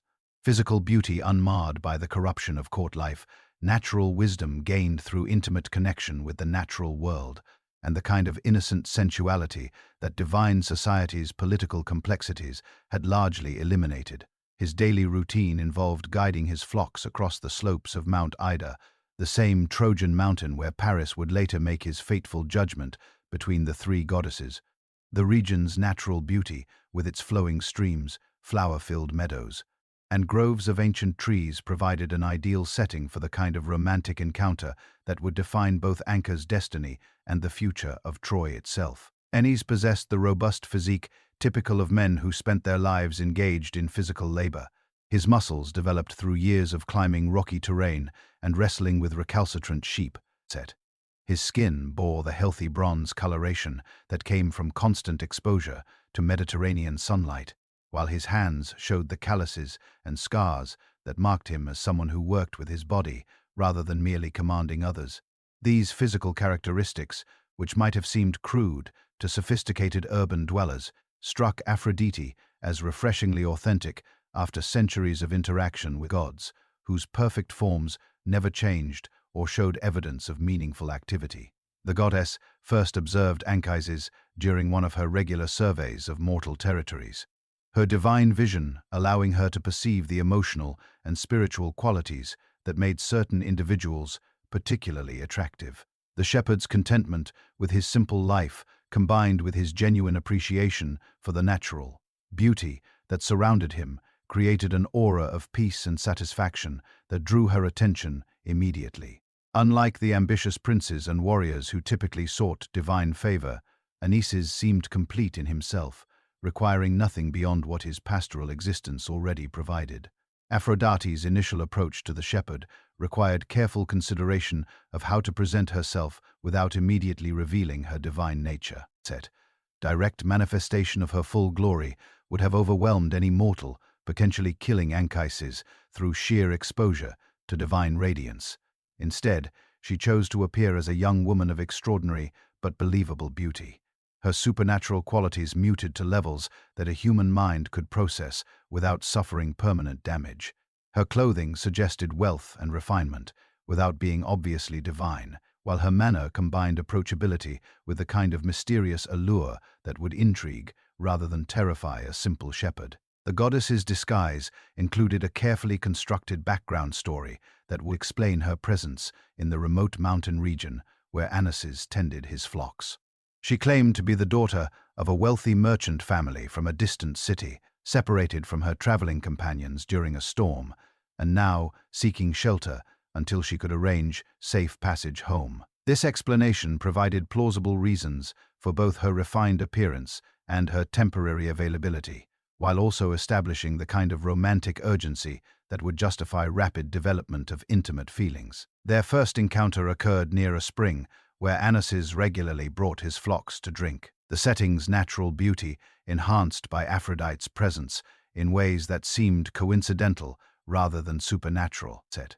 Wild flowers bloomed more abundantly than usual, while the water's surface reflected light in patterns that created an almost magical atmosphere. The goddess timed her appearance to coincide with the golden hour before sunset, when the natural lighting would complement her beauty while making the entire scene seem touched with divine favor. And Kaiser's immediate attraction to the mysterious woman reflected both her carefully modulated divine appeal and his own capacity for deep emotional response. The shepherd's isolated lifestyle had given him extensive time for contemplation and fantasy, making him particularly susceptible to romantic possibilities when they finally materialized. His response to Aphrodite's presence combined physical desire with genuine emotional connection, as he recognized in her the kind of spiritual depth that matched his own contemplative nature. Their courtship unfolded over several weeks as Aphrodite maintained her disguise, while gradually deepening their emotional and physical intimacy. She demonstrated knowledge of rural life that made her story believable, while also revealing cultural sophistication that intrigued Anchises and made him eager to learn more about her background. The goddess's divine nature allowed her to anticipate his needs and desires with uncanny accuracy, creating a sense of perfect compatibility that seemed too good to be true, but felt entirely natural to the love-struck shepherd. The physical consummation of their relationship occurred in a cave decorated with flowering vines. The natural chamber transformed into a bower that rivaled any palace bedroom in its beauty and comfort. Aphrodite had prepared the space with divine attention to detail, ensuring that every element would enhance their mutual pleasure while maintaining the illusion that their love affair remained purely mortal. Soft moss provided natural bedding, while the cave's acoustics amplified their whispered endearments and created an intimate atmosphere that shut out the external world completely. The union produced immediate conception of the child who had become Aeneas, though neither lover initially understood the full significance of what had occurred. Aphrodite's divine nature ensured that the pregnancy would result in a hero of exceptional capabilities, while Anchises' mortal heritage would provide the human connection necessary for their son to serve as a bridge between divine and mortal realms. The child's destiny as founder of the Roman people remained hidden in the future, but the cosmic importance of his conception was already established through the circumstances of his parents' meeting. The revelation of Aphrodite's true identity came only after their relationship had reached its peak of intimacy and emotional connection. The goddess chose to disclose her divine nature during a moment of particular tenderness when Anchises' love for her had become so complete that the shock of discovery might be tempered by his deep emotional investment in their relationship. Her transformation from apparent mortal to revealed goddess created a scene of overwhelming beauty and terror that would haunt the shepherd's memory for the rest of his life. The divine radiance that Aphrodite had carefully suppressed throughout their courtship blazed forth with such intensity that the cave's walls seemed to glow with reflected light. Her mortal disguise dissolved like morning mist, revealing the true extent of her supernatural beauty in a display that pushed the boundaries of what human perception could process safely. The flowers that had decorated their meeting place burst into impossible bloom, while the air itself seemed to shimmer with divine energy that made breathing difficult for the mortal shepherd. And Kaiser's reaction to this revelation combined awe, terror, and a desperate desire to maintain the connection they had established, despite the vast gulf that now separated them. His immediate fear focused on the traditional consequences of mortal-divine sexual union. As Greek Mythology contained numerous examples of humans who had been destroyed by direct contact with undisguised divinity. The shepherd's knowledge of these cautionary tales made him expect immediate death or transformation as punishment for his presumption in loving a goddess. Aphrodite's response to his terror demonstrated both her genuine affection for Anchises and her understanding of the complex emotions that divine revelation produced in mortal lovers. Rather than dismissing his fears or minimizing the significance of what had occurred, she acknowledged the real dangers that their relationship had created, while also explaining the measures she had taken to protect him from the worst consequences of divine contact. Her careful modulation of her divine presence throughout their affair had prevented the nadir kind of spiritual damage that typically resulted from uncontrolled exposure to godhood. The goddess's promise of protection came with strict conditions designed to safeguard both Anchises and their unborn child from divine retribution. She demanded absolute secrecy about their relationship and a true identity, warning that any revelation of their affair would result in Zeus's thunderbolt, striking him down as punishment for boasting about sexual conquest of a goddess. This threat carried particular weight because similar incidents had occurred throughout mythological history, with mortals who bragged about divine relationships suffering swift and terminal consequences. The prohibition against disclosure created a psychological burden that would torment Anchises for years to come, as he found himself unable to share the most significant experience of his life with anyone else. His knowledge of having loved and been loved by the goddess of beauty herself became a secret that isolated him from normal human relationships, while providing memories that made ordinary mortal women seem pale and uninteresting by comparison. The divine encounter had fundamentally changed his nature, leaving him suspended between mortal and divine realms without fully belonging to either. Aphrodite's departure from Mount Ida marked the end of their physical relationship, while establishing the ongoing connection that would link them through their son's destiny. The goddess could not remain in mortal form indefinitely without neglecting her divine responsibilities. While Anchises needed time to process the implications of what had occurred and prepare for the challenges that lay ahead, their parting combined the sorrow of lovers separated by circumstances beyond their control with the anticipation of reunion through their child's future achievements. The birth of Aeneas occurred under divine protection that ensured both the child's survival and the maintenance of core. Surrounding his parentage, Aphrodite arranged for trusted nymphs to serve as midwives and early caretakers, while also providing the resources necessary to raise a hero without arousing suspicion about his divine heritage. The boy's exceptional beauty and precocious development hinted at his supernatural parentage, but these qualities remained within the range of normal human variation rather than being obviously divine. Anchises' relationship with his son became complicated by his inability to reveal the full truth about the boy's mother while still providing the guidance necessary for Aeneas to fulfill his heroic destiny.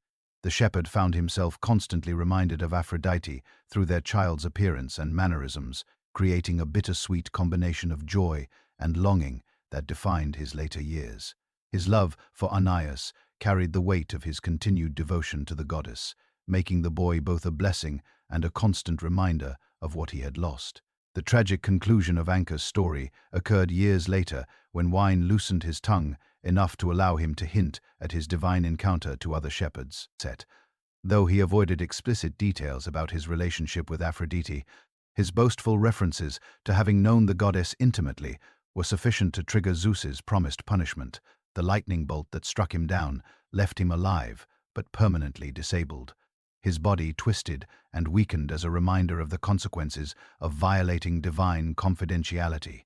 The relationship between Aphrodite and Adonis represented an entirely different type of mortal love affair, one that began with tragedy and continued through cycles of joy and sorrow that reflected the seasonal patterns governing agricultural life. The young man's extraordinary beauty had attracted divine attention from his birth, when his mother Mira's transformation into a mere tree had preserved both her life and her unborn child after her incestuous relationship with her father had been discovered. The circumstances of Adonis' conception and birth marked him as someone whose life would be shaped by the complex relationships between desire, guilt, and divine intervention.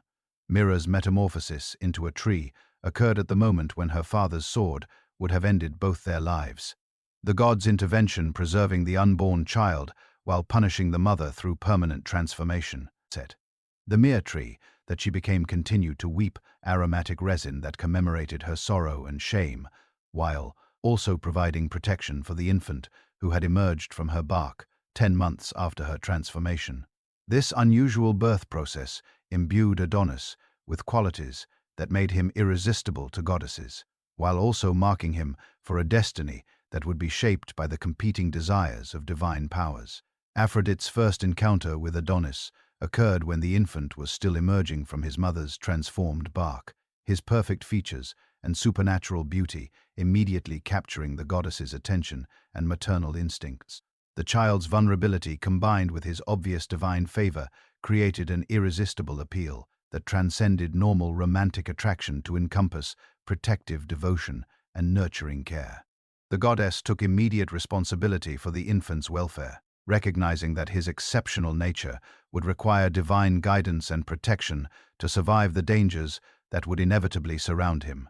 The goddess's decision to entrust Adonis to Persephone's care during his childhood seemed logical at the time, as the queen of the underworld possessed both the power and the isolation necessary to raise a child of such dangerous beauty. Aphrodite believed that the underworld's separation from both mortal and divine societies was a necessary step in the development of human civilization, would provide safety from the jealousy and desire that Adonis' appearance would inevitably provoke. This arrangement also allowed the goddess to fulfill her other responsibilities while ensuring that the boy received appropriate education and protection during his formative years. Persephone's reaction to the beautiful child evolved from dutiful caretaking to possessive love. As Adonis matured from infant to adolescent, the queen of the underworld found herself increasingly enchanted by his developing beauty and gentle nature, qualities that provided welcome relief from the grim atmosphere of a subterranean realm. The boy's presence brought light and joy to the underworld in ways that even Persephone's spring flowers had never achieved, making him indispensable to her emotional well-being and sense of purpose. The dispute between Aphrodite and Persephone over custody of the mature Adonis reflected the fundamental incompatibility between their respective claims to his affection and loyalty. Aphrodite argued that her original discovery and rescue of the infant gave her primary rights to his companionship, while Persephone insisted that her years of devoted care had created bonds that transcended mere discovery. Both goddesses possessed legitimate emotional investments in Adonis' welfare, making their conflict genuinely tragic rather than simply a matter of divine pride or possessiveness. Zeus's arbitration of this dispute demonstrated his diplomatic skills while also revealing his understanding of the seasonal cycles that governed both agricultural and emotional life. His decision to divide Adonis' time between the two goddesses created a compromise that satisfied neither completely while providing both with guaranteed access to the young man's company. The arrangement also established a pattern that would later influence Greek understanding of seasonal change and agricultural renewal. The allocation of Adonis's year reflected careful consideration of each goddess's nature and needs. Persephone's portion corresponded to the winter months when the earth lay dormant and the underworld's queen most needed companionship to endure her separation from the upper world. Aphrodite's time with Adonis coincided with spring and summer when love and fertility reached their peak and the goddess's influence over mortal affairs required the inspiration that his beauty provided.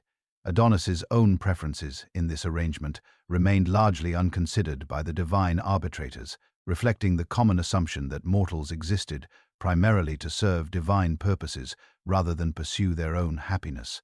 The young man's exceptional beauty had made him valuable to goddesses who saw him as both companion and inspiration, but his personal desires for independence or self-determination carried little weight in divine decision-making. His fate illustrated the tragic consequences of being too beautiful for one's own good, in a world where divine beings claimed ownership of whatever attracted their attention. The cyclical nature of Adonis's divided existence created emotional patterns that influenced both goddesses' behavior and the natural world's seasonal rhythms. Epiphanes' joy at his arrival in the underworld each year was matched by Aphrodite's sorrow at his departure, while the reverse occurred when spring brought him back to the upper world. These divine emotional cycles manifested in the natural world through the death and renewal of vegetation, creating mythological explanations for agricultural patterns that Greek farmers observed annually. The hunting expedition that led to Adonis' death occurred during one of his periods with Aphrodite, when the young man's restless energy and desire for adventure overcame the goddess's protective instincts. His exceptional beauty had been accompanied by physical courage and athletic ability that made him eager to test himself against the dangerous wild boars that inhabited the mountainous regions around Cyprus. Aphrodite's warnings about the risks of hunting such formidable prey were dismissed by Adonis as excessive caution that failed to account for his divine protection and natural abilities. The wild boar that killed Adonis possessed supernatural size and ferocity that suggested divine intervention in what should have been a normal hunting encounter. Some sources attributed the beast's enhanced capabilities to Ares' jealousy over Aphrodite's devotion to the mortal youth, while others suggested that Artemis had sent the creature to punish Adonis for boasting about his hunting skills. Regardless of its ultimate origin, the boar's attack proved fatal despite Adonis' exceptional physical abilities and the protective charms that Aphrodite had provided. The young man's death occurred in a grove of anemone flowers that would forever after be associated with his memory and Aphrodite's grief. His blood flowing onto the earth as his life ebbed away was transformed by the goddess's sorrow into the red anemones that would bloom each spring as a reminder of mortal beauty's fragility. The flowers' brief blooming period reflected Adonis's own short life, while their vivid color commemorated both his beauty and the violence of his death. Aphrodite's discovery of Adonis' body produced grief of such intensity that it affected the natural world throughout the Mediterranean region. Her wailing caused flowers to wither and trees to shed their leaves out of season, while her tears created new springs that would be considered sacred to her memory. The goddess's mourning demonstrated the depth of emotional investment that divine beings could develop in mortal relationships, revealing vulnerabilities that their immortal nature usually concealed. The establishment of annual mourning rituals for Adonis created one of the most widespread and emotionally powerful religious observances in the ancient world. These ceremonies allowed mortal worshippers to participate in divine grief while also processing their own experiences of loss and renewal. The rituals typically involve the planting of quick-growing flowers in shallow containers, their rapid blooming and equally rapid death serving as symbols of mortal life's brief but intense beauty. Women throughout the Greek world participated in these Adonia festivals with enthusiasm that sometimes alarmed male civic leaders who worried about the emotional intensity that the celebrations generated. The rituals provided sanctioned opportunities for expressions of grief and passion that normal social constraints typically suppressed, while also creating communities of shared experience that transcended normal class and family boundaries. The festival's focus on themes of love, loss, and renewal spoke to fundamental human experiences that transcended cultural and political divisions. The pattern established by Aphrodite's relationships with Anchises and Adonis would be repeated throughout her interactions with mortal lovers, each affair following similar trajectories of initial attraction, passionate involvement, and tragic conclusion. These relationships revealed aspects of the goddess's nature that her divine affairs rarely exposed, particularly her capacity for genuine emotional investment in beings whose mortality made permanent union impossible. The recurring themes of secrecy, protection, and ultimate loss created a mythological framework that helped ancient Greeks understand both the appeal and the dangers of divine mortal romantic relationships. The goddess's mortal lovers shared certain characteristics that suggested her preferences in human partners. Physical beauty remained essential, but Aphrodite also sought men whose lives connected them intimately with the natural world and whose personalities combined innocence with depth of feeling. Shepherds, hunters, and other men whose occupations required solitary communion with nature appealed to her more than sophisticated courtiers or ambitious warriors, whose characters had been shaped by political intrigue and social competition. The tragic outcomes that befell most of Aphrodite's mortal lovers reflected both the inherent incompatibility between divine and human nature and the jealousy that such relationships provoked among other gods. Divine society's complex politics made mortal affairs dangerous for all participants, as rival deities could use knowledge of these relationships to gain advantage over Aphrodite or to punish mortals who had gained access to divine favor. The secrecy that surrounded most of these affairs provided only limited protection against discovery and its inevitable consequences. The children born from these unions inherited both exceptional abilities and dangerous destinies that reflected their mixed divine mortal heritage. Adonis's role as founder of the Roman people demonstrated the historical significance that could emerge from divine mortal relationships, while other offspring of such unions typically became heroes whose achievements and sufferings provided material for epic poetry and religious instruction. These children served as bridges between divine and human realms, while also embodying the tensions and contradictions that characterize their dual nature. The women of Lemnos discovered the terrible price of neglecting divine worship when their island became consumed by an odor so foul that their husbands fled across the wine dark sea to seek refuge in Thrace. The curse began subtly, manifesting first as a slight mustastiness that the women attributed to changes in weather patterns or problems with their household management. Within weeks, however, the smell intensified into something so repugnant that even the women themselves could barely tolerate their own presence, while their husbands found physical intimacy impossible and daily cohabitation unbearable.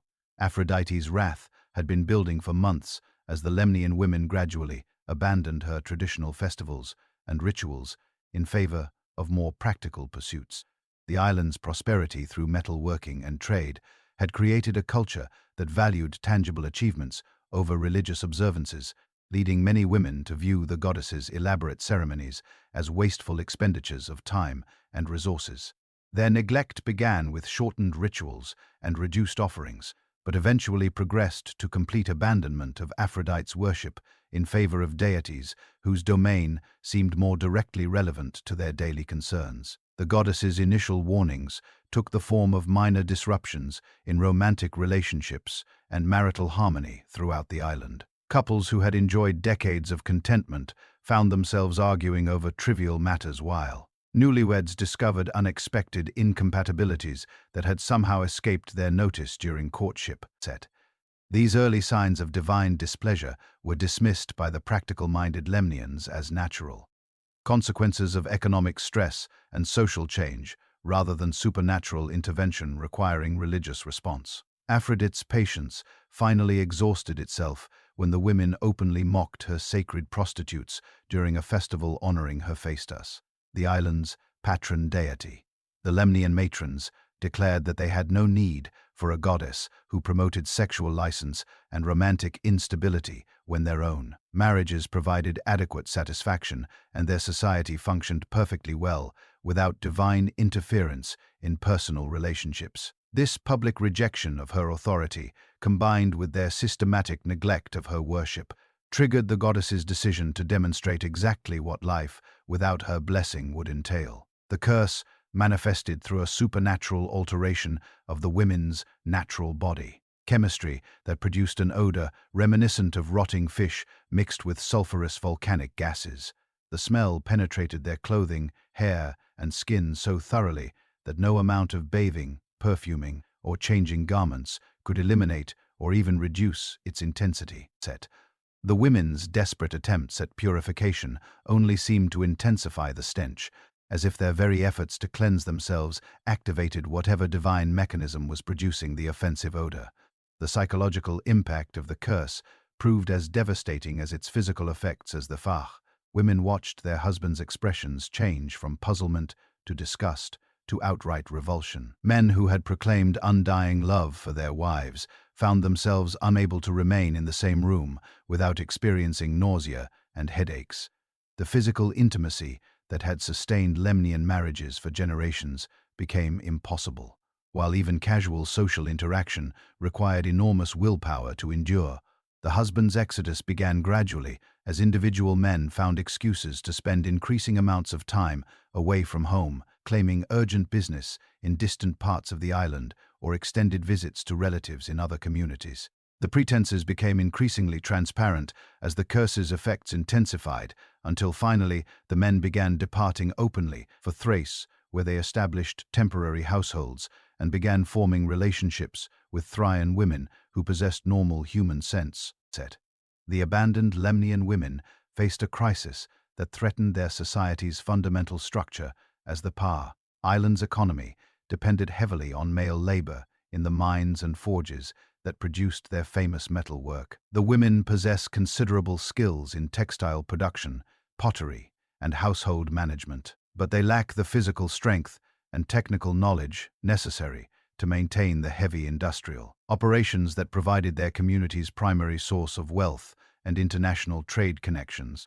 Their initial response involved desperate attempts to appease Aphrodite through elaborate sacrifices and hastily organized festivals designed to demonstrate their renewed devotion to her worship. The women constructed new shrines, commissioned expensive statues, and performed rituals with an enthusiasm that far exceeded their previous religious observances.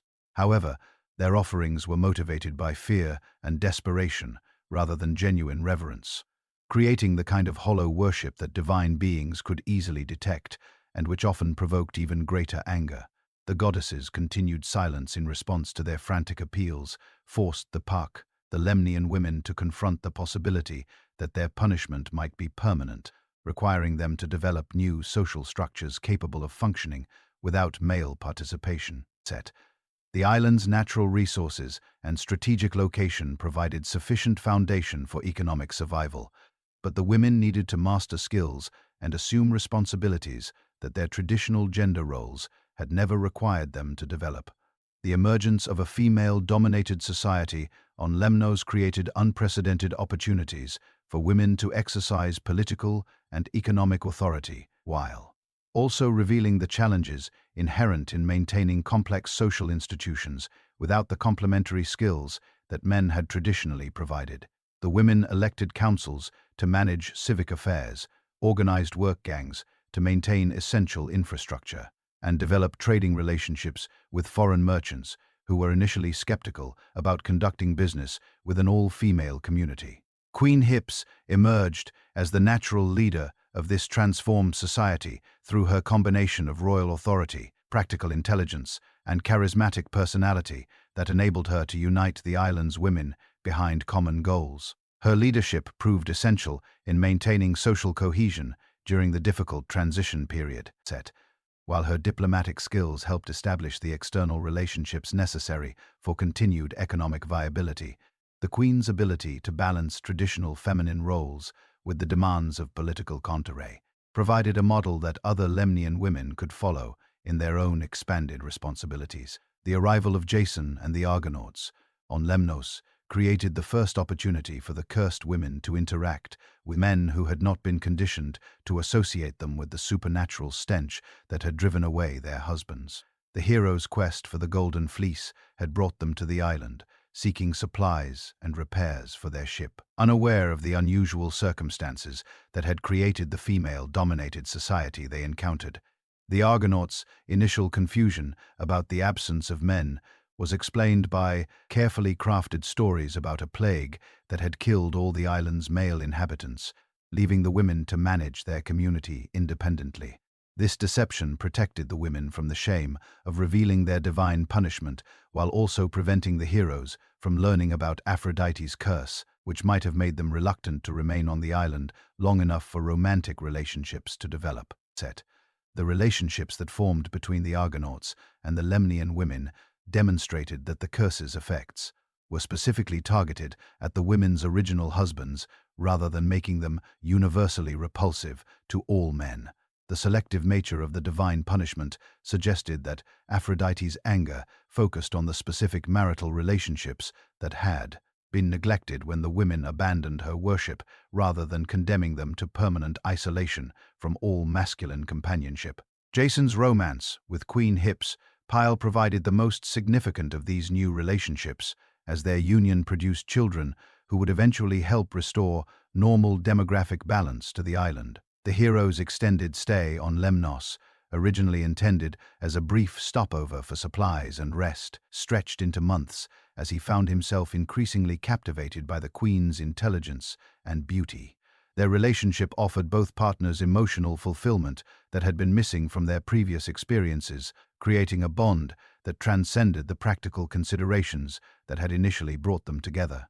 The eventual departure of the Argonauts created new challenges for the Lemnian women, who had grown accustomed to masculine companionship and support during the hero's extended visit. However, the relationships had served their primary purpose of breaking the psychological isolation that the curse had imposed, while also producing a new generation of children who would help ensure the island's demographic future. The women's successful adaptation to temporary male presence demonstrated their ability to maintain the social innovations they had developed during their period of complete independence. The gradual lifting of Aphrodite's curse occurred through a combination of the women's persistent religious observances and their demonstrated ability to create a functioning society that honored both traditional feminine roles and expanded responsibilities. The goddess's anger had been satisfied by the punishment's demonstration of her power and the women's acknowledgement of their error in neglecting her worship. The return of normal human sense allowed those women who desired it to seek reconciliation with their former husbands, though many chose to maintain the independence and authority they had gained during the curse period. The punishment of Hippolytus through his stepmother, Phaedra's destructive passion, revealed Aphrodite's willingness to use innocent parties as instruments of divine justice when direct retribution proved impossible. The young prince's devotion to Artemis and his explicit rejection of romantic love represented a fundamental challenge to Aphrodite's authority that could not be ignored without undermining her position among both gods and mortals. His public declarations that hunting and athletic pursuits provided superior satisfaction to romantic relationships directly contradicted the goddess's teachings about love's essential role in human happiness and fulfillment. Hippolytus had inherited his father Theseus's athletic abilities and heroic temperament, but his personality reflected the influence of his Amazon mother, Antiope, whose warrior culture emphasized physical prowess and emotional restraint over the romantic passions that characterized traditional Greek feminine ideals. The prince's education had emphasized martial skills, intellectual pursuits, and religious devotion to Artemis, creating a worldview that left no space for the kind of romantic relationships that Aphrodite considered essential to proper human development. The young man's exceptional physical beauty created an ironic situation where his appearance suggested the kind of divine favor typically associated with Aphrodite's blessing, while his behavior and stated beliefs directly contradicted everything the goddess represented. His muscular physique, developed through constant training and outdoor activities, combined with facial features that suggested both strength and sensitivity, made him attractive to numerous young women who found their advances consistently rejected with polite but firm declarations of his commitment to celibacy. Hippolytus's public speeches about the superiority of chastity living gained him followers among young men who found his philosophy appealing, creating a movement that threatened to undermine Aphrodite's influence over an entire generation of potential worshippers. The prince's arguments that romantic love represented a distraction from higher pursuits and that sexual desire weakened both body and mind provided intellectual justification for rejecting the goddess's domain entirely. His combination of personal example and persuasive rhetoric made him far more dangerous to Aphrodite's authority than simple individual rejection of her worship. The goddess's decision to punish Apollus through Phaedra reflected both practical considerations and poetic justice, as the use of his stepmother created a situation where the prince's rejection of love would be tested by the most inappropriate and dangerous romantic attraction imaginable.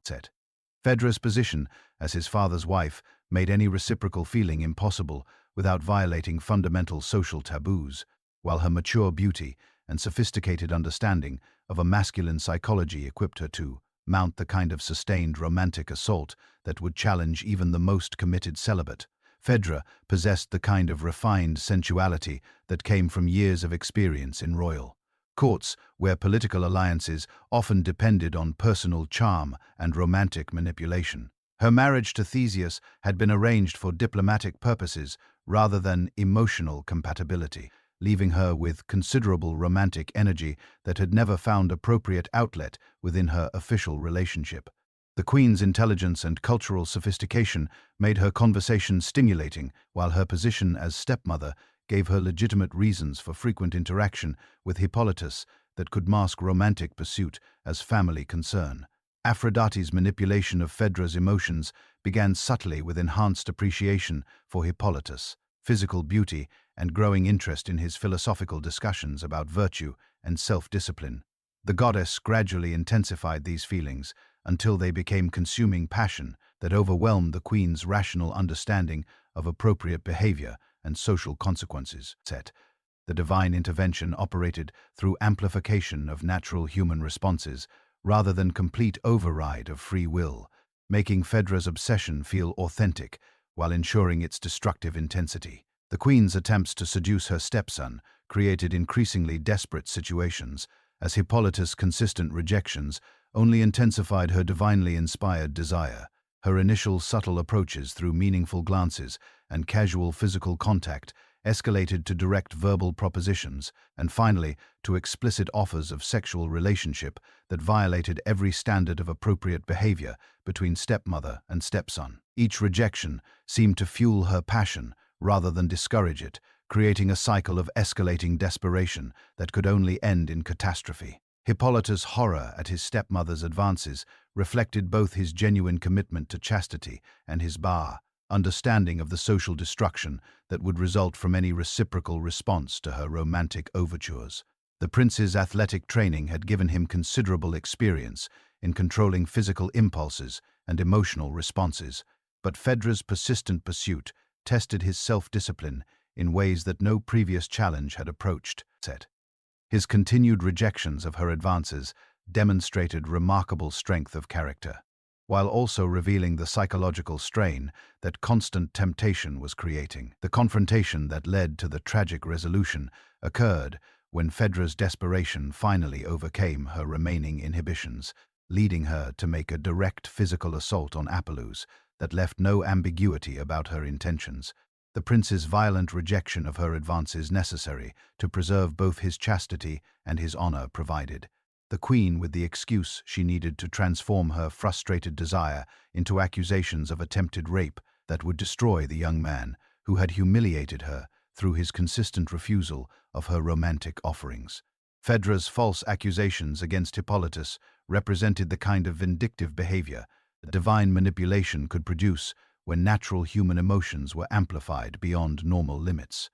The queen's letter to Theseus, written before her suicide, painted her stepson as a sexual predator who had threatened her virtue and attempted to force himself upon her despite her resistance. The accusations gained credibility from Hippolytus' known association with Amazon culture, which many Greeks viewed as promoting inappropriate relationships between men and women. Theseus's immediate belief in his wife's accusations reflected both his trust in Phaedra's character and his incomplete understanding of his son's true nature, as the hero's frequent absences on various quests had prevented him from developing the kind of close relationship that might have made him question the charges. The king's rage at the supposed violation of his household's honor triggered his decision to invoke one of the 3 wishes that Poseidon had granted him, calling upon the sea god to destroy Hippolytus without waiting for trial or investigation of the accusations. The divine punishment manifested through a supernatural sea monster that emerged from the waves as Hippolytus drove his chariot along the coastal road, fleeing his father's wrath and seeking sanctuary at a distant temple. The creature's appearance terrified the prince's horses, causing them to bolt and overturn the chariot in a crash that left Hippolytus mortally wounded and tangled in the reins. The young man's death fulfilled Aphrodite's desire for revenge, while demonstrating the destructive consequences that could result from rejecting her authority over human romantic relationships. The transformation of the Propertidites into prostitutes and their eventual petrification demonstrated Aphrodite's willingness to escalate punishments when initial corrections failed to produce appropriate recognition of her divine authority. The daughters of Propertus had inherited their father's skeptical attitude toward divine claims, leading them to question whether the beautiful woman who demanded worship in Cyprus was truly a goddess or simply an exceptionally attractive mortal woman who had convinced gullible followers to treat her as divine. The proposed denial of Aphrodite's divinity took the form of public speeches in which they argued that beauty alone did not constitute evidence of godhood and that the supposed miracles associated with the goddess's cult could be explained through natural causes or clever deception. Their intellectual approach to religious skepticism gained support from other rationalistic thinkers who appreciated their willingness to subject popular beliefs to logical analysis. The sisters' combination of physical attractiveness and intellectual sophistication made their arguments particularly compelling to audiences who might have dismissed similar ideas from less appealing speakers. Aphrodite's initial response involved stripping the sisters of their natural modesty and shame, leaving them with insatiable sexual appetites that drove them to seek physical gratification from any available partner, regardless of social status or personal compatibility. The divine curse operated by removing the psychological barriers that normally regulated human sexual behavior, transforming the proposed from respectable young women into creatures driven entirely by physical desire without consideration for reputation, family honor, or personal dignity. The sisters' transformation into prostitutes occurred gradually as their enhanced sexual appetites made normal romantic relationships impossible to sustain, while their need for constant physical gratification forced them to seek partners willing to provide sexual services in exchange for payment. Their intellectual abilities remained intact, creating the tragic situation of brilliant minds trapped in bodies that compelled them to engage in activities that their rational faculties recognized as degrading and self-destructive. The final punishment of petrification came when the Propuits' continued denial of Aphrodite's divinity, even after experiencing the curse's effects firsthand, convinced the goddess that more dramatic intervention was necessary to prevent their influence from spreading to other potential skeptics. The transformation into stone occurred during one of their public debates about divine existence, their bodies gradually hardening into marble statues that preserve their beauty while ending their ability to speak or influence others through their arguments. The curse on Myrrha represented one of Aphrodite's most complex punishments, as it involved multiple generations and addressed both direct insults to the goddess's honor and the broader question of appropriate limits to divine intervention in human affairs. Cinyras, king of Cyprus and Myrrha's father, had made the fatal error of claiming that his daughter's beauty surpassed even that of Aphrodite herself, a boast that represented both personal vanity and theological ignorance about the dangers of comparing mortals to deities. Myrrha inherited her father's exceptional beauty, along with his tendency toward prideful statements that failed to account for divine sensitivities. The young woman's physical perfection seemed to validate her father's boastful claims, as her golden hair, flawless complexion, and graceful movements created an overall impression of beauty that rivaled divine standards. Her awareness of her own attractiveness, combined with the constant praise she received from admirers, helped to boost her self-esteem and confidence. Gradually developed into the kind of vanity that made her receptive to her father's suggestions that she deserved comparison with goddesses.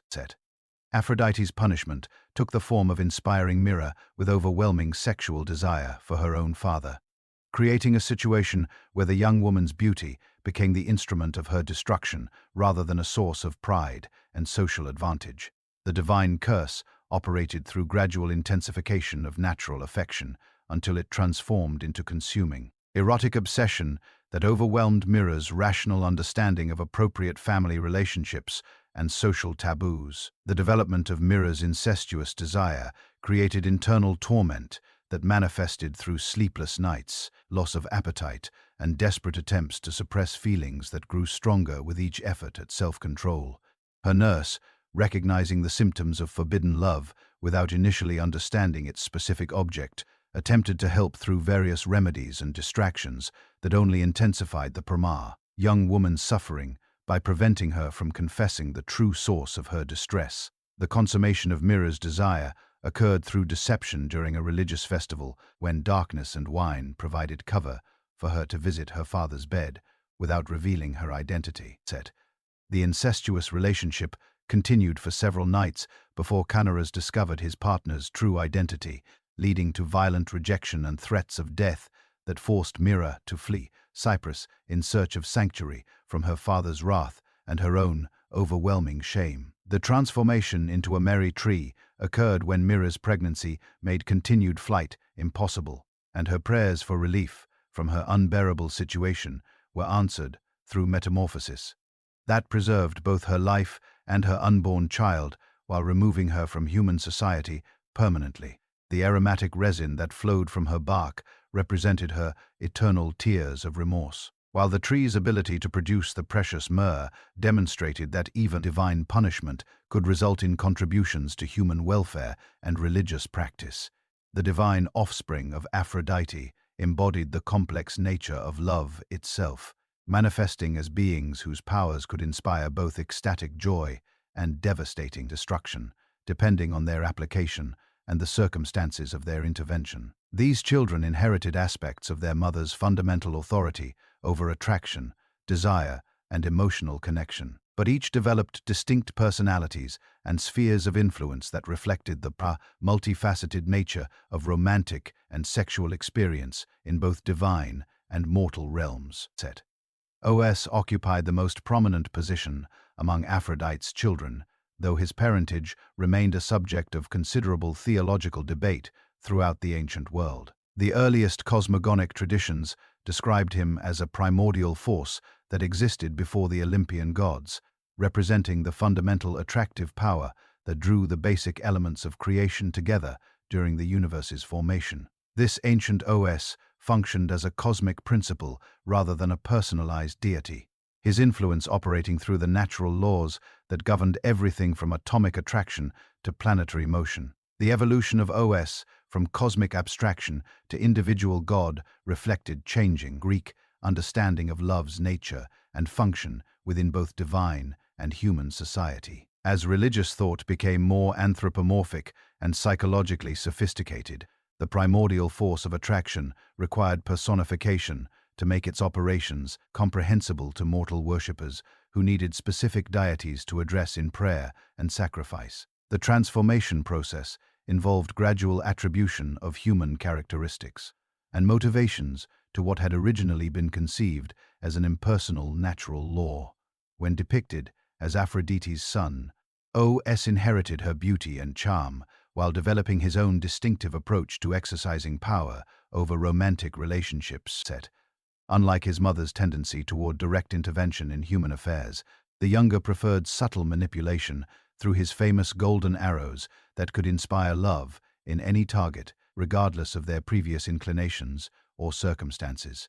His silver arrows possessed the opposite effect, creating instant aversion and ensuring that certain individuals would never develop romantic feelings for specific targets of his choosing. The god's archery equipment represented sophisticated divine technology that operated through principles combining physical projectiles with psychological manipulation.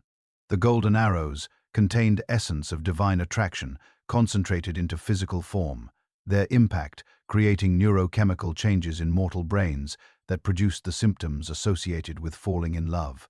The silver arrows worked through opposite mechanisms, triggering psychological responses that made romantic attraction impossible while often intensifying other forms of emotional connection, such as friendship or familial affection.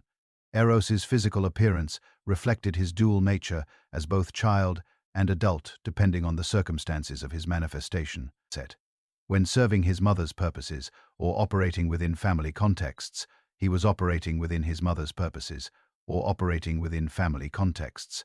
He typically appeared as a beautiful youth with golden curls and the kind of mischievous expression that suggested his delight in creating romantic chaos.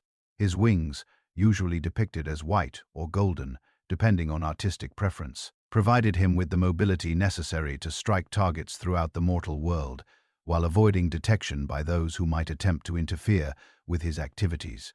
The gods' more mature manifestations occurred during serious romantic interventions that required adult authority and sophisticated understanding of human psychology. In these forms, Eros displayed the muscular physique and commanding presence that made him such an effective agent of divine will rather than merely a playful creator of romantic mischief. His expression during these appearances conveyed the serious responsibility that accompanied his power to reshape human lives through manipulation of their deepest emotional responses. The relationship between mother and son involved complex dynamics that reflected both their shared domain and their different approaches to exercising divine authority. Aphrodite valued as her most effective agent for implementing her will in situations where direct intervention might prove counterproductive or politically dangerous.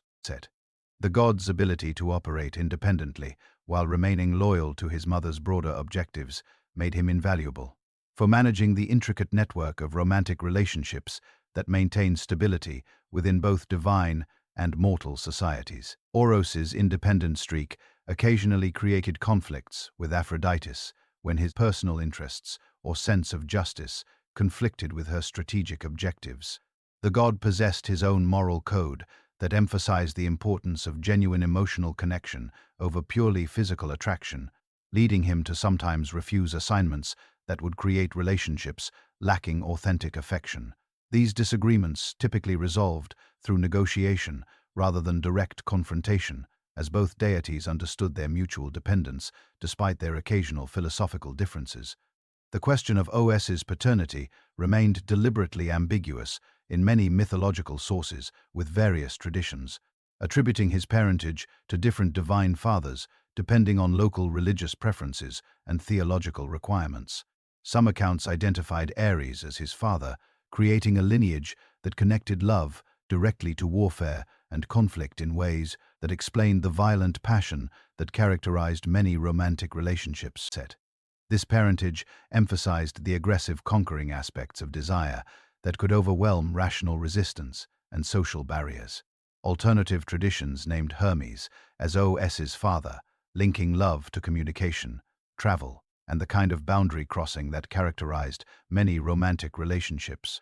This genealogy emphasized the god's role as a messenger who carried emotional information between separated lovers, while also explaining his ability to inspire attraction across social, cultural, and even species boundaries. The Hermes connection also accounted for Os's reputation for trickery and his tendency to create romantic situations that violated conventional expectations. The most theologically complex tradition described as having no father at all, emerging directly from Aphrodite through pathogenesis that demonstrated her complete authority over the creative forces she embodied.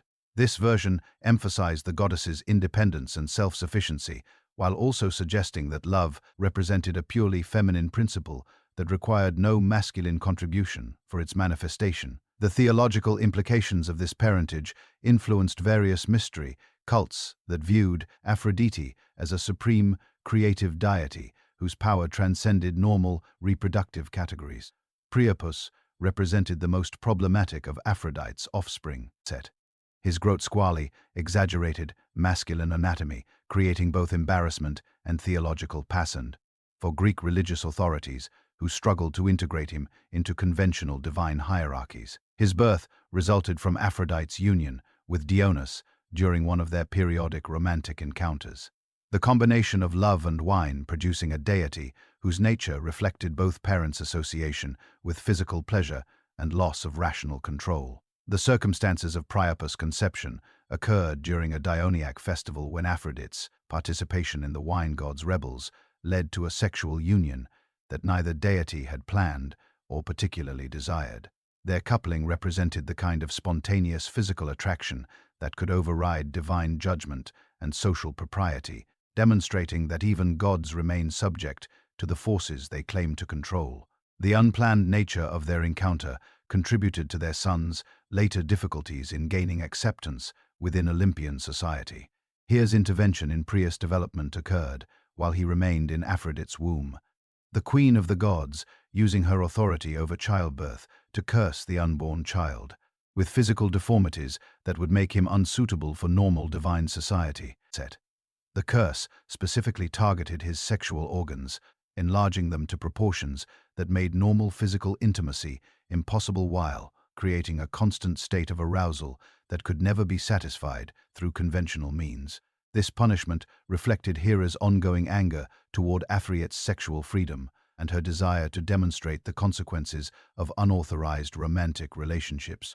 The deformed god's exclusion from Mount Olympus forced him to seek alternative living arrangements among rural communities, where his association with fertility and agricultural abundance made him more welcome than his appearance might otherwise have warranted.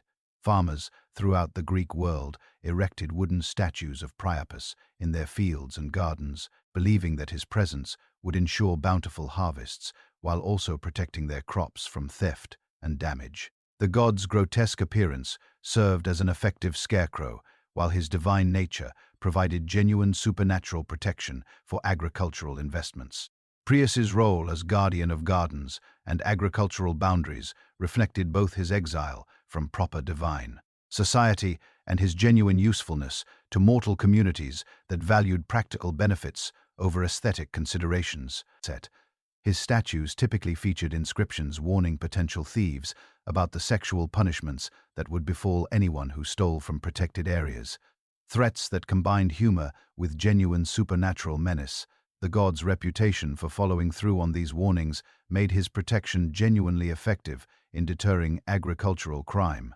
The theological challenges posed by Prius' existence forced Greek religious thinkers to develop sophisticated explanations for how divine offspring could possess characteristics that seemed to contradict their parents' nature and status. Some scholars argued that his deformities represented the necessary balance that prevented love and pleasure from becoming completely dominant forces in human experience. Others suggested that his grotesque appearance concealed deeper wisdom about the relationship between physical desire and spiritual fulfillment that conventional beauty could not convey. The Eros, a group of minor deities associated with various aspects of romantic love, represented Aphrodite's attempt to delegate specific functions within her domain to specialized offspring who could manage particular types of emotional relationships more effectively than general-purpose intervention.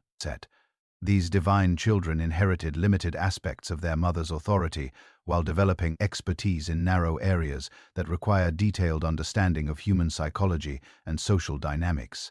Ados emerged as the most important of these specialized love gods. His name meaning love returned or reciprocal love, depending on translation preferences. His primary function involved ensuring that romantic relationships maintained appropriate balance between partners, preventing the kind of one-sided obsessions that could lead to stalking, emotional manipulation, or psychological abuse. The god's interventions typically involved inspiring reciprocal feelings and targets of unrequited love, or conversely, reducing excessive devotion that threatened to become destructive to either the lover or the beloved. The god's physical appearance emphasized his role as love's protector and enforcer rather than its simple inspiration. Unlike Eros's youthful beauty, Anteros possessed a more mature and serious demeanor that reflected his responsibility for maintaining justice within romantic relationships. His wings displayed darker colors that shifted between deep purple and bronze, depending on lighting conditions, while his expression conveyed the stern determination of one who defended love's proper expression against those who would abuse or exploit it. Anteres's most significant interventions involved situations where power imbalances created unhealthy relationship dynamics that threatened to undermine the genuine affection that should characterize romantic connections. His ability to reverse romantic situations often provided educational experiences for individuals who had failed to appreciate the emotional vulnerability that accompanied romantic pursuit.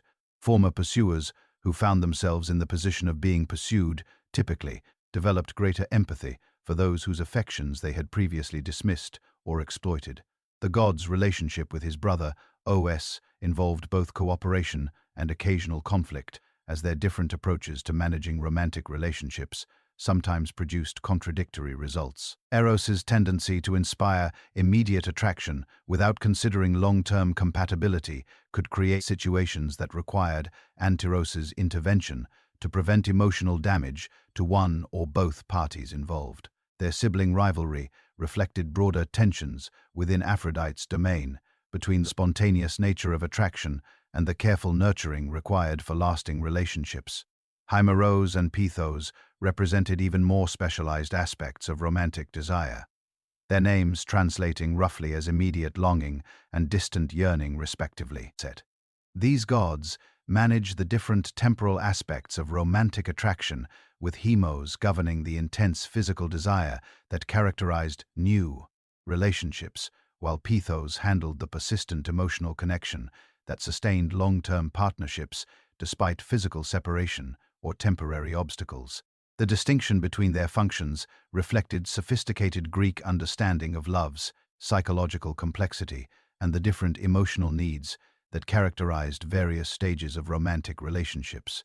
Influence proved most important during courtship periods, when physical attraction provided the initial motivation for deeper emotional connection. His interventions could intensify natural chemistry between compatible partners, while also ensuring that physical desire remained strong enough to overcome social barriers or personal inhibitions that might otherwise prevent relationship formation.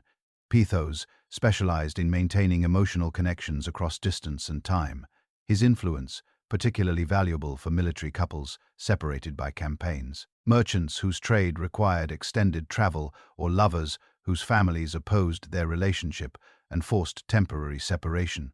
The god's ability to sustain romantic devotion despite physical absence helped many relationships survive challenges that might otherwise have led to abandonment or infidelity. Aeneas represented the most historically significant of Aphrodite's children. His destiny as legendary founder of the Roman people connecting Greek and Roman mythological traditions, while demonstrating the long-term consequences that could emerge from divine-mortal romantic relationships. His birth from the union between Aphrodite and the Trojan shepherd Anchises established him as a hero, whose achievements would bridge the gap between the Greek heroic age and the later Roman imperial period. The circumstances of Aeneas's conception occurred during Aphrodite's disguised courtship of Anchises on Mount Ida, the goddess's careful concealment of her divine nature ensuring that their son would possess both supernatural abilities and genuine human characteristics.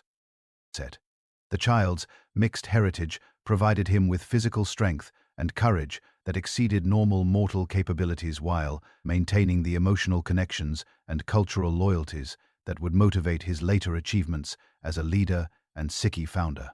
Aeneas's childhood education combined traditional Trojan aristocratic training with subtle divine guidance that prepared him for the complex challenges he would face during Troy's destruction and his subsequent wanderings.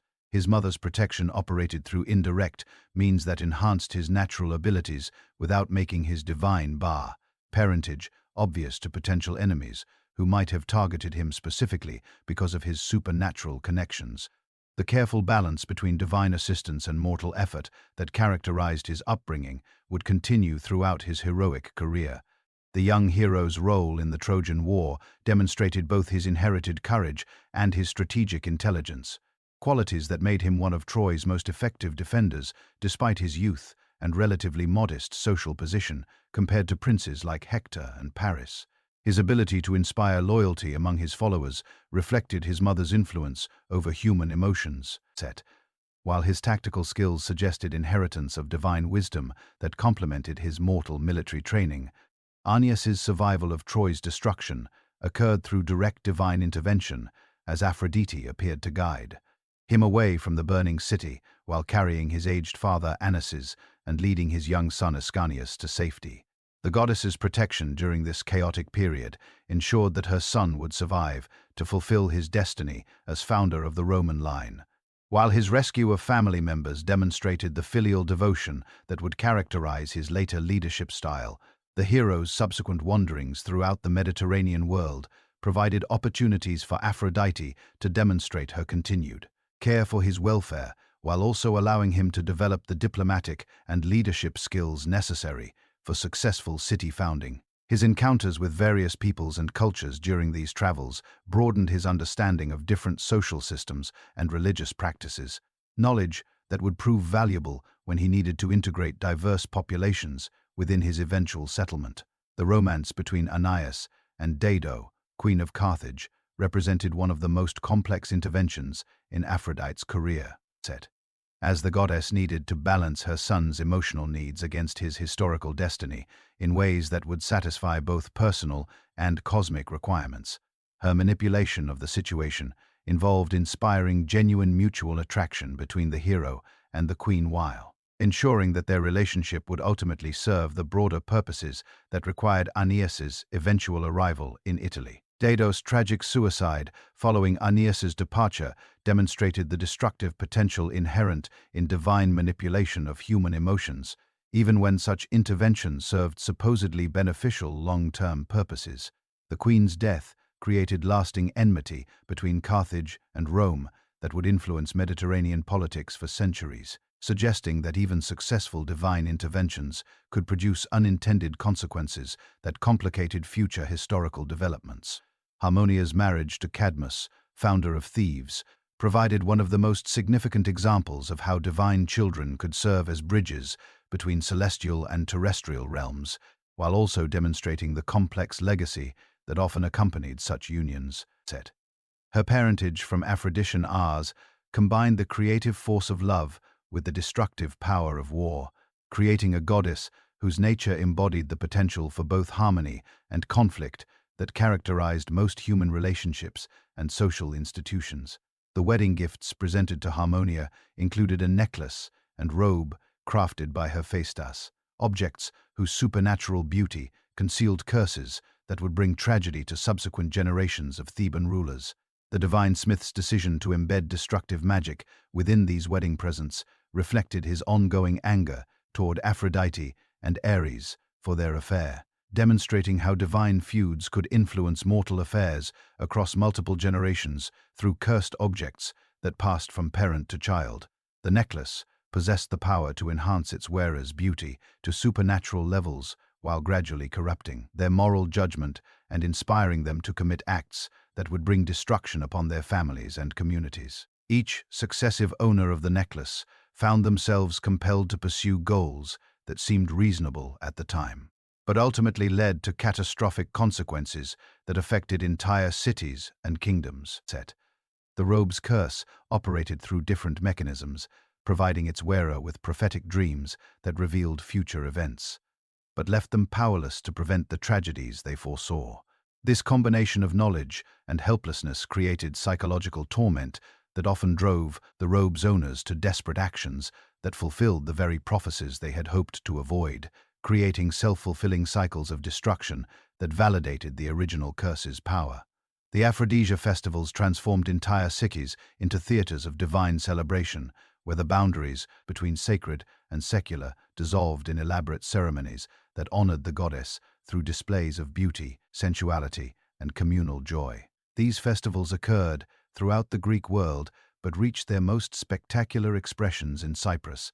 Corinth and Scythia were local traditions that had evolved over centuries to create unique ritual experiences that attracted pilgrims from across the Mediterranean. In Cyprus, the Aphrodisia began with dawn processions that wound through Paos from the harbor to the goddess's principal temple, participants carrying garlands of roses and myrtle, while musicians played lyres and flutes that filled the morning air with melodies associated with love and desire. The procession's route followed the legendary path that Aphrodite had taken when she first emerged from the sea foam, each stopping point marked by shrines where worshippers left offerings of perfumed oils, honey cakes, and white doves whose release symbolized prayers carried directly to the goddess's attention. The temple complex itself sprawled across several terrace levels, carved into the hillside, overlooking the sea, its architecture designed to enhance the natural beauty of the coastal setting while providing appropriate spaces for the various ritual activities that comprise the festival program. The main sanctuary housed an ancient stone that was believed to have fallen from heaven during Aphrodite's birth. its rough surface worn smooth by centuries of pilgrims who touched it while making requests for romantic success or fertility blessings. The sacred precinct included bathing pools fed by natural springs that were said to possess healing properties for women suffering from reproductive difficulties or romantic disappointments. These pools were constructed from white marble that reflected sunlight in patterns that created an almost supernatural atmosphere, while fragrant herbs planted around their edges released aromatic oils into the far water that were believed to enhance the goddess's blessing upon those who bathed in them. During the festival's peak days, the temple courtyards filled with hundreds of worshippers who participated in ritual dances that reenacted various episodes from Aphrodite's mythology. These performances required extensive preparation and training, as the dancers needed to master complex choreographic sequences that told coherent stories through movement alone. The most skilled performers portrayed the goddess herself, their costumes incorporating precious metals and gems that caught the light as they moved, creating visual effects that suggested divine radiance. The Corinthian Aphrodisia developed its own distinct character that reflected the city's commercial prosperity and cosmopolitan population. The festival incorporated elements from various Mediterranean cultures, creating a syncretic celebration that appealed to the diverse merchants, sailors, and foreign residents who comprised a significant portion of Corinth's population. The city's strategic location on the isthmus connecting northern and southern Greece made it a natural international visitors who brought their own religious traditions and ritual practices. The Corinthian temple of Aphrodite occupied the summit of Acra, Corinth, the massive rocky outcrop that dominated the city's skyline and provided commanding views across the surrounding countryside to both the Saronic and Corinthian Gulfs. The temple's elevated position required pilgrims to undertake a challenging climb that served as a form of physical purification. The exertion and dedication required to reach the sanctuary, demonstrating the sincerity of their devotion to the goddess. The ascent to the temple followed a winding path marked by smaller shrines where climbers could rest while contemplating aspects of Aphrodite's nature and power. These way stations contained inscriptions that recounted her various myths and epithets, creating an educational journey that prepared visitors for the more intensive ritual experiences awaiting them at the summit. The path's design incorporated natural features of the landscape, including groves of sacred trees and rock formations that were believed to possess supernatural properties. Sacred prostitution formed a central element of Corinthian worship practices, with the temple maintaining a large population of hierophants who dedicated their bodies to the goddess's service while providing income that supported the sanctuary's operations and charitable activities. These sacred prostitutes underwent extensive purification and consecration rituals that transformed their sexual activities from mere commercial transactions into religious sacraments that created direct connections between worshippers and divine love. The Hera jewels represented diverse backgrounds and nationalities, many having been dedicated to the temple as children by parents seeking the goddess's favor, while others chose to enter sacred service as adults in fulfillment of vows made during times of crisis or need.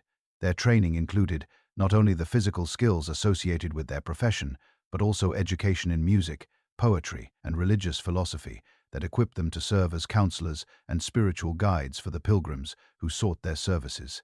The economic impact of sacred prostitution extended far beyond the temple itself, as the hire's presence attracted wealthy visitors whose spending supported numerous secondary businesses throughout Corinth. Luxury goods, merchants, perfume sellers, jewelry craftsmen, and providers of exotic foods all benefited from the influx of pilgrims who came to participate in the temple's unique form of worship. The city's reputation for sexual license, while sometimes criticized by more conservative Greek communities, contributed significantly to its prosperity and international prominence. The ritual significance of sexual union within the temple context differed fundamentally from ordinary prostitution. As the higher jewels' consecrated status transformed their bodies into vessels through which the goddess could manifest her power and blessing, participants in these sacred encounters understood that they were engaging in communion with divine love itself, rather than merely satisfying physical desires, an interpretation that elevated the experience beyond simple commercial transaction to genuine religious practice. The Scythian celebrations emphasized the goddess's connection to the sea and her role as protector of sailors and maritime commerce. The island's festivals included elaborate naval processions where decorated ships carried statues of Aphrodite around the harbor, while crews performed ritual dances on their vessels and offered sacrifices to ensure favorable winds and safe voyages. These maritime ceremonies reflected the practical concerns of island communities whose survival depended on successful sea trade and fishing. The Scythian temple complex incorporated natural caves that were believed to have provided shelter for Aphrodite during her first arrival at the island. These underground chambers serving as sites for mystery initiations that revealed secret aspects of the goddess's nature and power. The cave rituals required participants to undergo symbolic death and rebirth experiences that paralleled Aphrodite's own emergence from the sea.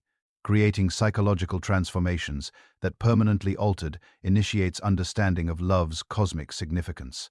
The role of priestesses in Aphrodite's cult varied considerably across different locations, but generally required women who combined physical beauty with spiritual wisdom and practical administrative skills. The most senior priestesses often came from aristocratic families whose social connections and financial resources enabled them to support temple operations while also providing the cultural sophistication necessary to interact effectively with high-ranking pilgrims and foreign dignitaries. Priestess selection involved rigorous evaluation of candidates' physical appearance, intellectual capabilities, and spiritual sensitivity, as these women would serve as living representatives of the goddess, whose personal qualities would influence worshippers' perceptions of Aphrodite herself. The chosen priestesses underwent extensive training and ritual procedures, mythological knowledge, and the practical skills needed to manage complex religious institutions that often controlled significant economic resources and political influence. The daily responsibilities of Aphrodite's priestesses included conducting regular purification ceremonies that maintained the temple's spiritual cleanliness and divine favor. These rituals involved burning specific combinations of aromatic herbs and resins that created fragrant smoke believed to carry prayers directly to the goddess, while also purifying the sacred space of negative influences that might interfere with religious activities. The timing and sequence of these purification rites followed ancient traditions that connected temple activities to astronomical cycles and seasonal changes. Flower offerings formed a crucial component of Aphrodite worship, with roses holding particular significance. Due to their association with the goddess's birth and their symbolic representation of love's dual nature, beauty, accompanied by the potential for pain. Temple gardens cultivated numerous varieties of roses whose blooming cycles were carefully coordinated to ensure fresh flowers remained available throughout the year for daily offerings and special ceremonies. The preparation of rose offerings involved complex rituals that began before dawn when priestesses gathered the most perfect blooms, while the morning dew still clung to their petals.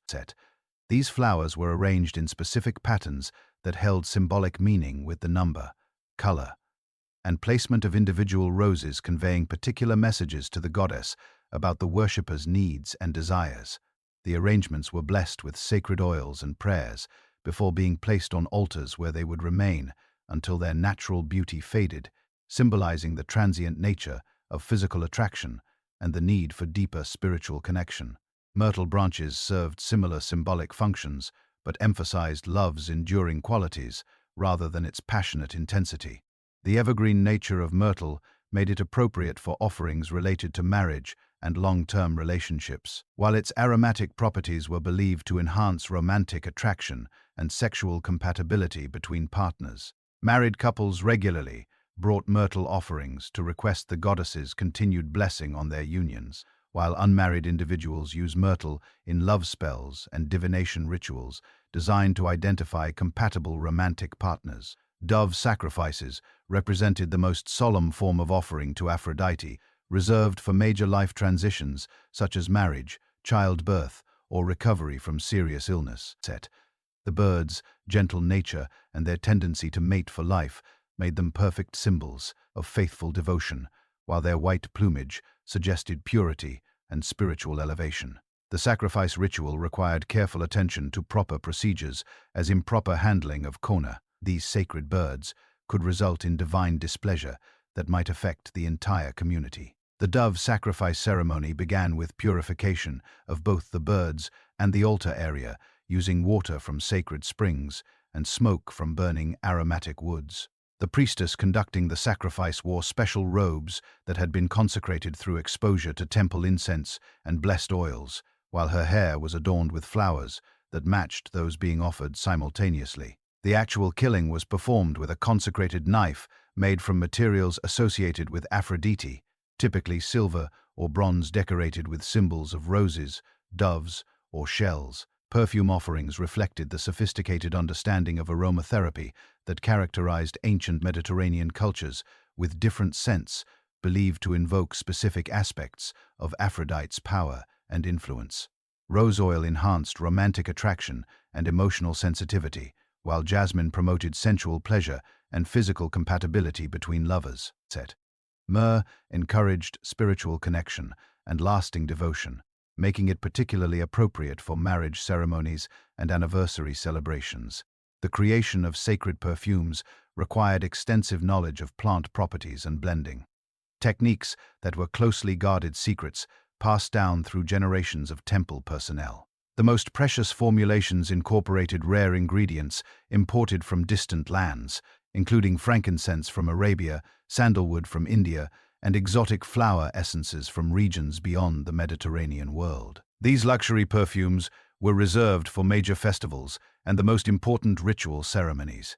Mystery cults associated with Aphrodite developed sophisticated initiation procedures that promise participants direct experience of divine love and deeper understanding of cosmic principles governing attraction and creation. These secret societies operated parallel to public worship, but required extensive preparation and demonstrated commitment before candidates could access their hidden teachings and ritual practices. The lesser mysteries served as preliminary initiations that prepared candidates for more advanced spiritual experiences, while also screening out individuals whose motivations or character made them unsuitable for deeper involvement.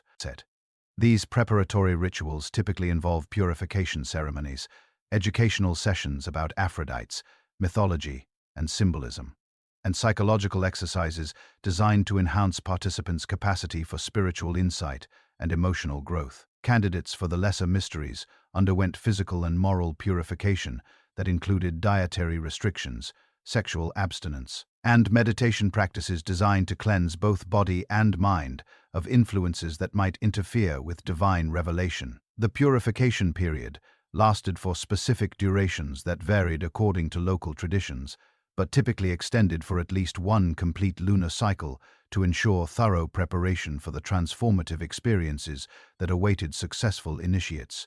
The greater mysteries revealed secret aspects of Aphrodite's nature that were considered too sacred or potentially dangerous for public knowledge. These advanced initiations often involved symbolic death and rebirth experiences that paralleled the goddess's own mythological transformations, creating psychological states that allowed participants to transcend normal consciousness and achieve direct communion with divine love. The initiation chambers for greater mysteries were typically located in underground spaces that symbolized the womb-like environment necessary for spiritual rebirth. These chambers were decorated with frescoes and sculptures that depicted various episodes from Aphrodite's mythology, while their acoustics were designed to enhance the impact of ritual chanting and musical accompaniment that guided initiates through their transformative experiences. Fertility mysteries connected to Aphrodite's worship addressed the practical concerns of agricultural communities whose survival depended on successful crop production and livestock breeding. These rituals combined invocations of the goddess's creative power with practical knowledge about optimal timing for planting, harvesting, and animal husbandry activities that reflected centuries of accumulated agricultural wisdom. The agricultural aspects of Aphrodite worship emphasized her role as a goddess of natural abundance, whose blessing could ensure successful harvests and healthy livestock. Farmers throughout the Mediterranean world timed their planting activities to coincide with festivals honoring the goddess, believing that her favor would protect their crops from disease, pests, and adverse weather conditions that could destroy entire seasons of work. Livestock breeding rituals invoked Aphrodite's assistance in ensuring successful mating between animals and healthy offspring that would contribute to agricultural prosperity. These ceremonies often involve decorating breeding animals with flowers and aromatic herbs associated with the goddess, while their mating was timed to coincide with specific lunar phases believed to enhance fertility and reproductive success. Human fertility rituals address the concerns of couples seeking children or women experiencing difficulties with conception and childbirth.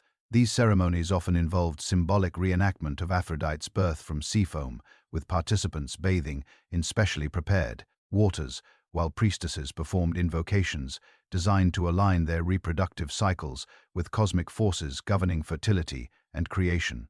The therapeutic aspects of fertility rituals included practical medical knowledge about herbs and treatments that could address various reproductive health issues. Temple personnel maintained extensive knowledge of plant-based remedies for menstrual irregularities, fertility problems, and childbirth complications, combining supernatural intervention with effective natural treatments that reflected centuries of accumulated medical experience. Marriage mysteries prepared couples for the spiritual and practical challenges of core, creating lasting partnerships that would serve both personal happiness and social stability. These initiations revealed secret techniques for maintaining romantic attraction over time, while also providing practical guidance about household management, child rearing, and the economic cooperation necessary for successful family life. The marriage preparation rituals included separate ceremonies for brides and grooms that addressed the different challenges and responsibilities that each partner would face in their new roles.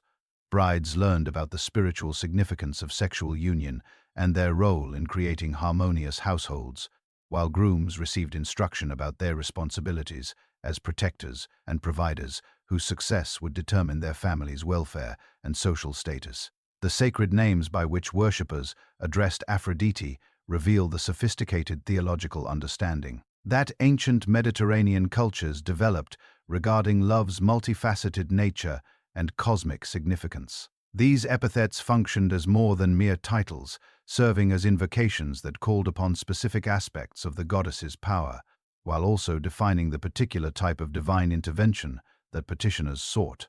The careful selection of appropriate epithets became crucial for effective prayer and ritual. Practices using incorrect names could result in divine displeasure or misdirected supernatural assistance.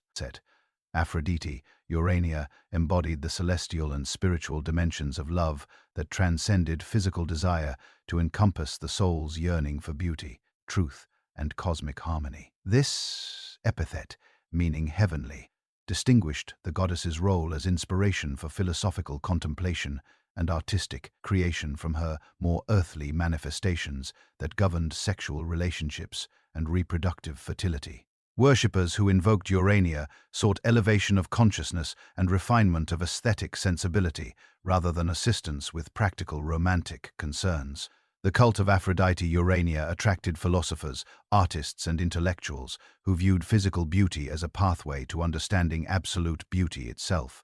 Plato's Academy particularly venerated this aspect of the goddess, developing elaborate theories about how contemplation of beautiful forms could lead the human mind toward comprehension of eternal truths that existed beyond the material world. These philosophical interpretations transformed Aphrodite from a deity of sensual pleasure into a guide for spiritual ascension and intellectual enlightenment. The temples dedicated to Urania differed significantly from those honoring other aspects of the goddess, emphasizing architectural harmony and mathematical proportions that reflected cosmic order rather than sensual luxury and decorative excess. These sanctuaries typically featured observation platforms for astronomical study, libraries containing philosophical and scientific texts, and meditation gardens designed to facilitate contemplative practices.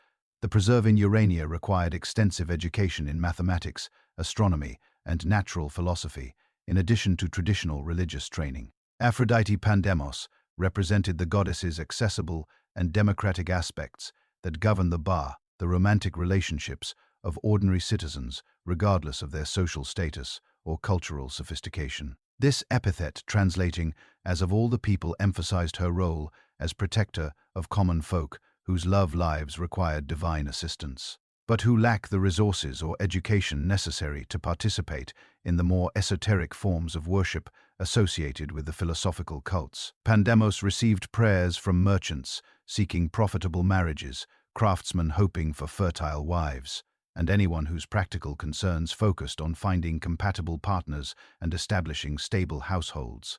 The distinction between Ukrainia and Pandemos did not represent a moral hierarchy in traditional Greek religious thinking, as both aspects were considered equally necessary for human flourishing and social stability.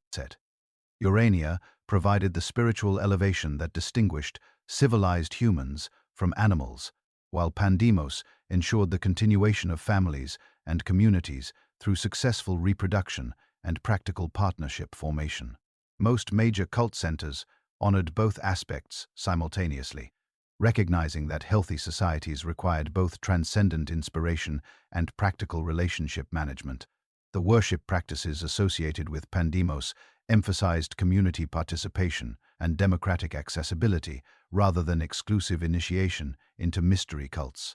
Her festivals included public competitions, theatrical performances, and market activities that brought together citizens from all social levels in celebrations that reinforce community bonds, while also providing opportunities for courtship and marriage negotiation. These democratic religious practices reflected broader Greek political about citizen participation and social equality. Aphrodite Cyprus derived her name from the island of Cyprus, where the goddess had first touched land after her birth from sea foam, and where her most ancient and authoritative cult center continued to operate throughout antiquity.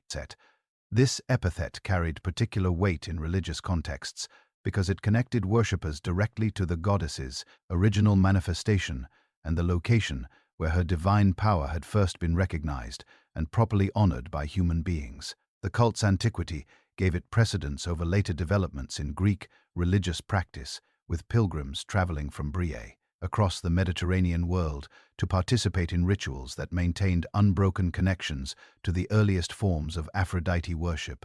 The island's priests claimed exclusive knowledge of certain prayers and ceremonies that could only be performed effectively at the original site of the goddess's earthly manifestation, creating a religious monopoly that generated substantial income from international pilgrimage traffic. The distinctive characteristics of Cryot worship included elements that reflected the island's position as a cultural crossroads where Greek, Phoenician, and Anatolian religious traditions had merged over centuries of commercial and cultural exchange. These syncretic practices incorporated ritual techniques and theological concepts from various Mediterranean cultures, creating a form of Aphrodite worship that was simultaneously authentically Greek and uniquely international in its appeal and methodology.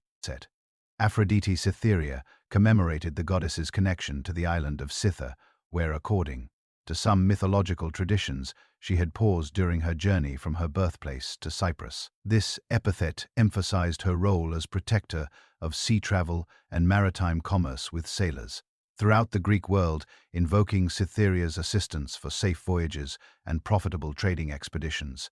The goddess's association with this strategically located island reflected broader Greek understanding of her power over the movements of people and goods that connected distant communities through networks of exchange and communication. The Scythian aspect of Aphrodite worship developed particular importance for island communities whose survival depended on successful maritime activities. These island sanctuaries typically featured harbor shrines where departing sailors could make offerings and returning voyages could fulfill vows made during dangerous passages. The ritual practices associated with these maritime cults included the blessing of ships and their crews, weather magic designed to ensure favorable winds, and ceremonies for those lost at sea whose bodies could not receive proper burial. The naval processions that characterized Scythian festivals created spectacular displays that demonstrated the goddess's power over sea and sky, while also serving practical functions in maintaining community solidarity and maritime traditions. These ceremonial voyages required extensive coordination between multiple vessels whose crews had trained for months to perform synchronized maneuvers and ritual dances while maintaining formation in potentially challenging sea conditions. The great temple complex at Paphos represented the architectural and religious culmination of Aphrodite worship, its massive structures and elaborate decorative programs creating a physical environment that embodied the goddess's power and beauty, while providing appropriate settings for the various ritual activities that comprised her cult. The temple's location on a promontory overlooking the sea where Aphrodite had supposedly first emerged from the waves gave it unparalleled symbolic significance that attracted pilgrims from throughout the ancient world. The main sanctuary building incorporated architectural elements from various Mediterranean cultures, reflecting Cyprus's position as a meeting point for Greek, Phoenician, Egyptian, and Anatolian civilizations. The structure's foundations utilized massive stone blocks quarried from local limestone deposits, while its columns and decorative elements featured imported marble that had been selected for its exceptional quality and symbolic appropriateness. The temple's proportions followed mathematical ratios that were believed to reflect cosmic harmony and divine perfection. The sacred precincts surrounding the main temple included numerous subsidiary buildings that housed the various activities necessary for maintaining such a large and complex religious institution. These structures included dormitories for visiting pilgrims, workshops where sacred objects and offerings were manufactured, administrative offices that managed the temple's extensive financial operations, and storage facilities for the valuable goods that accumulated through donations and commercial activities. The annual pilgrimage traditions that developed around the Pantheon temple created one of the ancient world's most significant religious tourism industries, with elaborate transportation networks and hospitality services evolving to accommodate the thousands of visitors who traveled to Cyprus specifically to participate in Aphrodite's festivals. These pilgrimage journeys often required months of preparation and travel, particularly for visitors from distant regions who needed to coordinate their trips with favorable sailing seasons and local festival calendars. The pilgrimage experience began long before pilgrims actually reached Cyprus, as the journey itself became a form of religious practice that prepared participants for the transformative encounters they would experience at the goddess's primary sanctuary. Ships carrying pilgrims to Cyprus often included portable shrines where passengers could maintain daily worship practices during their voyage, while the shared experience of sea travel created communities of faith that enhanced the overall religious impact of the pilgrimage. Economic impact of pilgrimage traffic extended far beyond the temple itself to encompass entire core regions of Cyprus, whose populations depended on providing goods and services to visiting worshippers. Local craftsmen specialized in producing souvenirs and religious objects that pilgrims could purchase as moments of their sacred journey, while farmers and herders supplied the food and sacrificial animals required for feeding large numbers of visitors and conducting elaborate ritual ceremonies. Regional variations in Aphrodite worship throughout the Greek world reflected local cultural preferences and practical needs, while maintaining connection to the goddess's essential nature and mythological traditions. These adaptations demonstrated the flexibility of Greek religious practice and the ability of divine cults to evolve in response to changing social conditions without losing their fundamental theological coherence or spiritual effectiveness. The mainland Greek cities developed forms of Aphrodite worship that emphasized her role in civic life and political stability, rather than focusing exclusively on personal romantic relationships. These urban cults recognized that successful communities required harmony between citizens that paralleled the attraction between lovers, leading to ritual practices that invoked the goddess's blessing on political alliances, commercial partnerships, and diplomatic negotiations. The goddess's power to create emotional bonds between individuals could be extended to forge connections between entire populations. Athens honored Aphrodite's patron of the hetairai, sophisticated courtesans whose intellectual and artistic accomplishments made them influential figures in political and cultural life, despite their technically marginal social status. The Athenian cult emphasized the goddess's role as inspiration for refined conversation, artistic creativity, and the kind of sophisticated social interaction that characterized democratic political culture. These urban worship practices reflected the complex relationship between personal relationships and public life that characterized classical Greek civilization. Sparta's approach to Aphrodite worship reflected the city-state's unique social structure and military priorities, with rituals that emphasized the goddess's role in producing healthy children and maintaining the emotional bonds that motivated warriors to fight effectively for their communities. Spartan women participated in festivals that celebrated physical fitness and reproductive capacity, while military ceremonies invoked Aphrodite's assistance in maintaining the fierce loyalty between soldiers that made Spartan phalanxes so formidable in battle.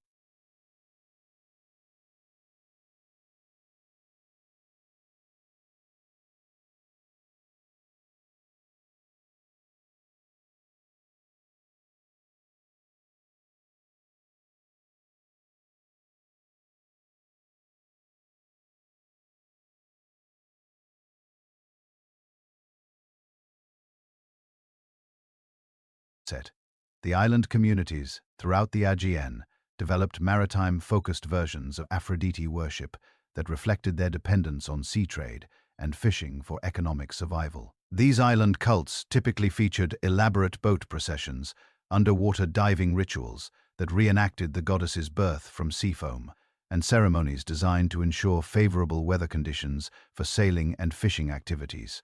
The goddess's connection to the sea made her particularly relevant for communities whose daily lives involved constant interaction with marine environments. The Greek colonies established throughout the Mediterranean and Black Sea regions adapted Aphrodite worship to local conditions while maintaining connections to homeland traditions that reinforced their Greek cultural identity. These colonial cults often incorporated elements from indigenous religious practices, creating syncretic forms of worship that appealed to both Greek settlers and local populations who gradually adopted Greek cultural practices through religious participation. The syncretism between Aphrodite and other Mediterranean love goddesses created theological complexities that required sophisticated religious thinking to resolve, while also demonstrating the underlying unity of human spiritual needs across different cultures. These religious convergences reflected the practical reality that love, desire, and fertility represented universal human experiences that transcended cultural boundaries and required divine assistance, regardless of specific mythological traditions. Astarte, the Phoenician goddess of love and fertility, shared numerous characteristics with Aphrodite that facilitated their identification in regions where both cultures maintained significant presence. Both goddesses governed sexual desire, reproductive fertility, and the emotional bonds that sustained family and community life. Their mythologies included similar episodes involving death and resurrection that connected them to agricultural cycles and seasonal renewal. While their worship practices emphasized similar ritual elements, including sacred prostitution, flower offerings, and fertility ceremonies, the identification between Aphrodite and Astarte occurred most extensively in Cyprus, where Phoenician traders and colonists had established permanent settlements that maintained their traditional religious practices while adapting to Greek cultural dominance. The resulting syncretic cult incorporated Phoenician ritual techniques and theological concepts into Greek mythological frameworks, creating a form of Aphrodite worship that was simultaneously authentically Greek and recognizably Phoenician in its practical applications. Ishtar, the Mesopotamian goddess of love and war, provided another significant influence on Aphrodite's development through cultural exchanges that occurred along trade routes connecting the Greek world with Near Eastern civilizations.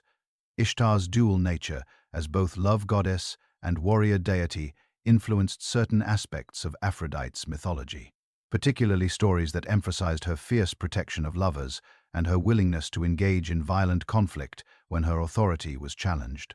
The transmission of Ishtar's characteristics to Greek religious culture occurred through multiple channels, including diplomatic contacts, merchant activities, and the movement of craftsmen and religious personnel who carried cultural knowledge across political and linguistic boundaries. These cultural exchanges operated gradually over centuries, with individual elements of Mesopotamian religious practice being selectively adopted and adapted to fit Greek theological frameworks and social structures. The later identification of Aphrodite with Venus in Roman religious practice represented the most complete and successful example of cross-cultural religious syncretism in the ancient world. The Roman systematic adoption of Greek mythological traditions created opportunities for theological synthesis that preserved essential characteristics of both goddesses while creating new forms of worship that served Roman political and social needs. Venus originally functioned as a relatively minor Roman deity associated with vegetation and garden cultivation, but her identification with Aphrodite transformed her into one of the most important goddesses in the Roman pantheon. This transformation occurred through deliberate political and religious policies that sought to connect Roman cultural identity with prestigious Greek traditions, while also creating divine patronage for Roman imperial expansion and cultural achievement. The Roman development of Venus worship incorporated elements from various provincial cults throughout the empire, creating an international religious synthesis that reflected the multicultural character of Roman civilization. These provincial influences included Celtic, Germanic, Egyptian, and other regional traditions that contributed specific ritual practices and theological concepts to the evolving Roman understanding of the love goddess's nature and functions. The establishment of Venus as ancestral goddess of the Julian family through her relationship with Aeneas provided divine legitimacy for Roman political authority, while also connecting Roman imperial destiny to the broader Mediterranean mythological traditions that had shaped classical civilization. This genealogical connection between divine and imperial authority became a standard feature of Roman political ideology that influenced governmental policies and cultural development throughout the empire's history. The evolution and spread of Aphrodite's divine archetype across Mediterranean cultures demonstrated the fundamental human need for divine assistance in matters of love, reproduction, and emotional fulfillment that transcended specific cultural boundaries and political divisions. Her worship provided frameworks for understanding and managing the powerful forces of attraction and desire that shaped both individual lives and social institutions throughout the ancient world. The goddess's enduring influence extended far beyond the ancient period to shape subsequent religious, philosophical, and artistic traditions that continue to grapple with the same fundamental questions about love's nature and significance that had originally motivated her worship. The theological insights and ritual practices developed by her ancient devotees provided foundations for later cultural developments that maintained essential connections to the original divine archetype while adapting to changing social conditions and spiritual needs. The legacy of Aphrodite's worship thus represents not merely an interesting historical phenomenon, but a continuing testament to the tractate, universal human recognition that love in all its forms requires divine blessing and guidance to achieve its full potential for creating beauty, harmony, and meaning in both individual lives and human communities. Her story from birth in sea foam to cosmic goddess of love remains as relevant today as it was to the ancient peoples, who first recognized her divine presence and sought her blessing on their most intimate and important relationships.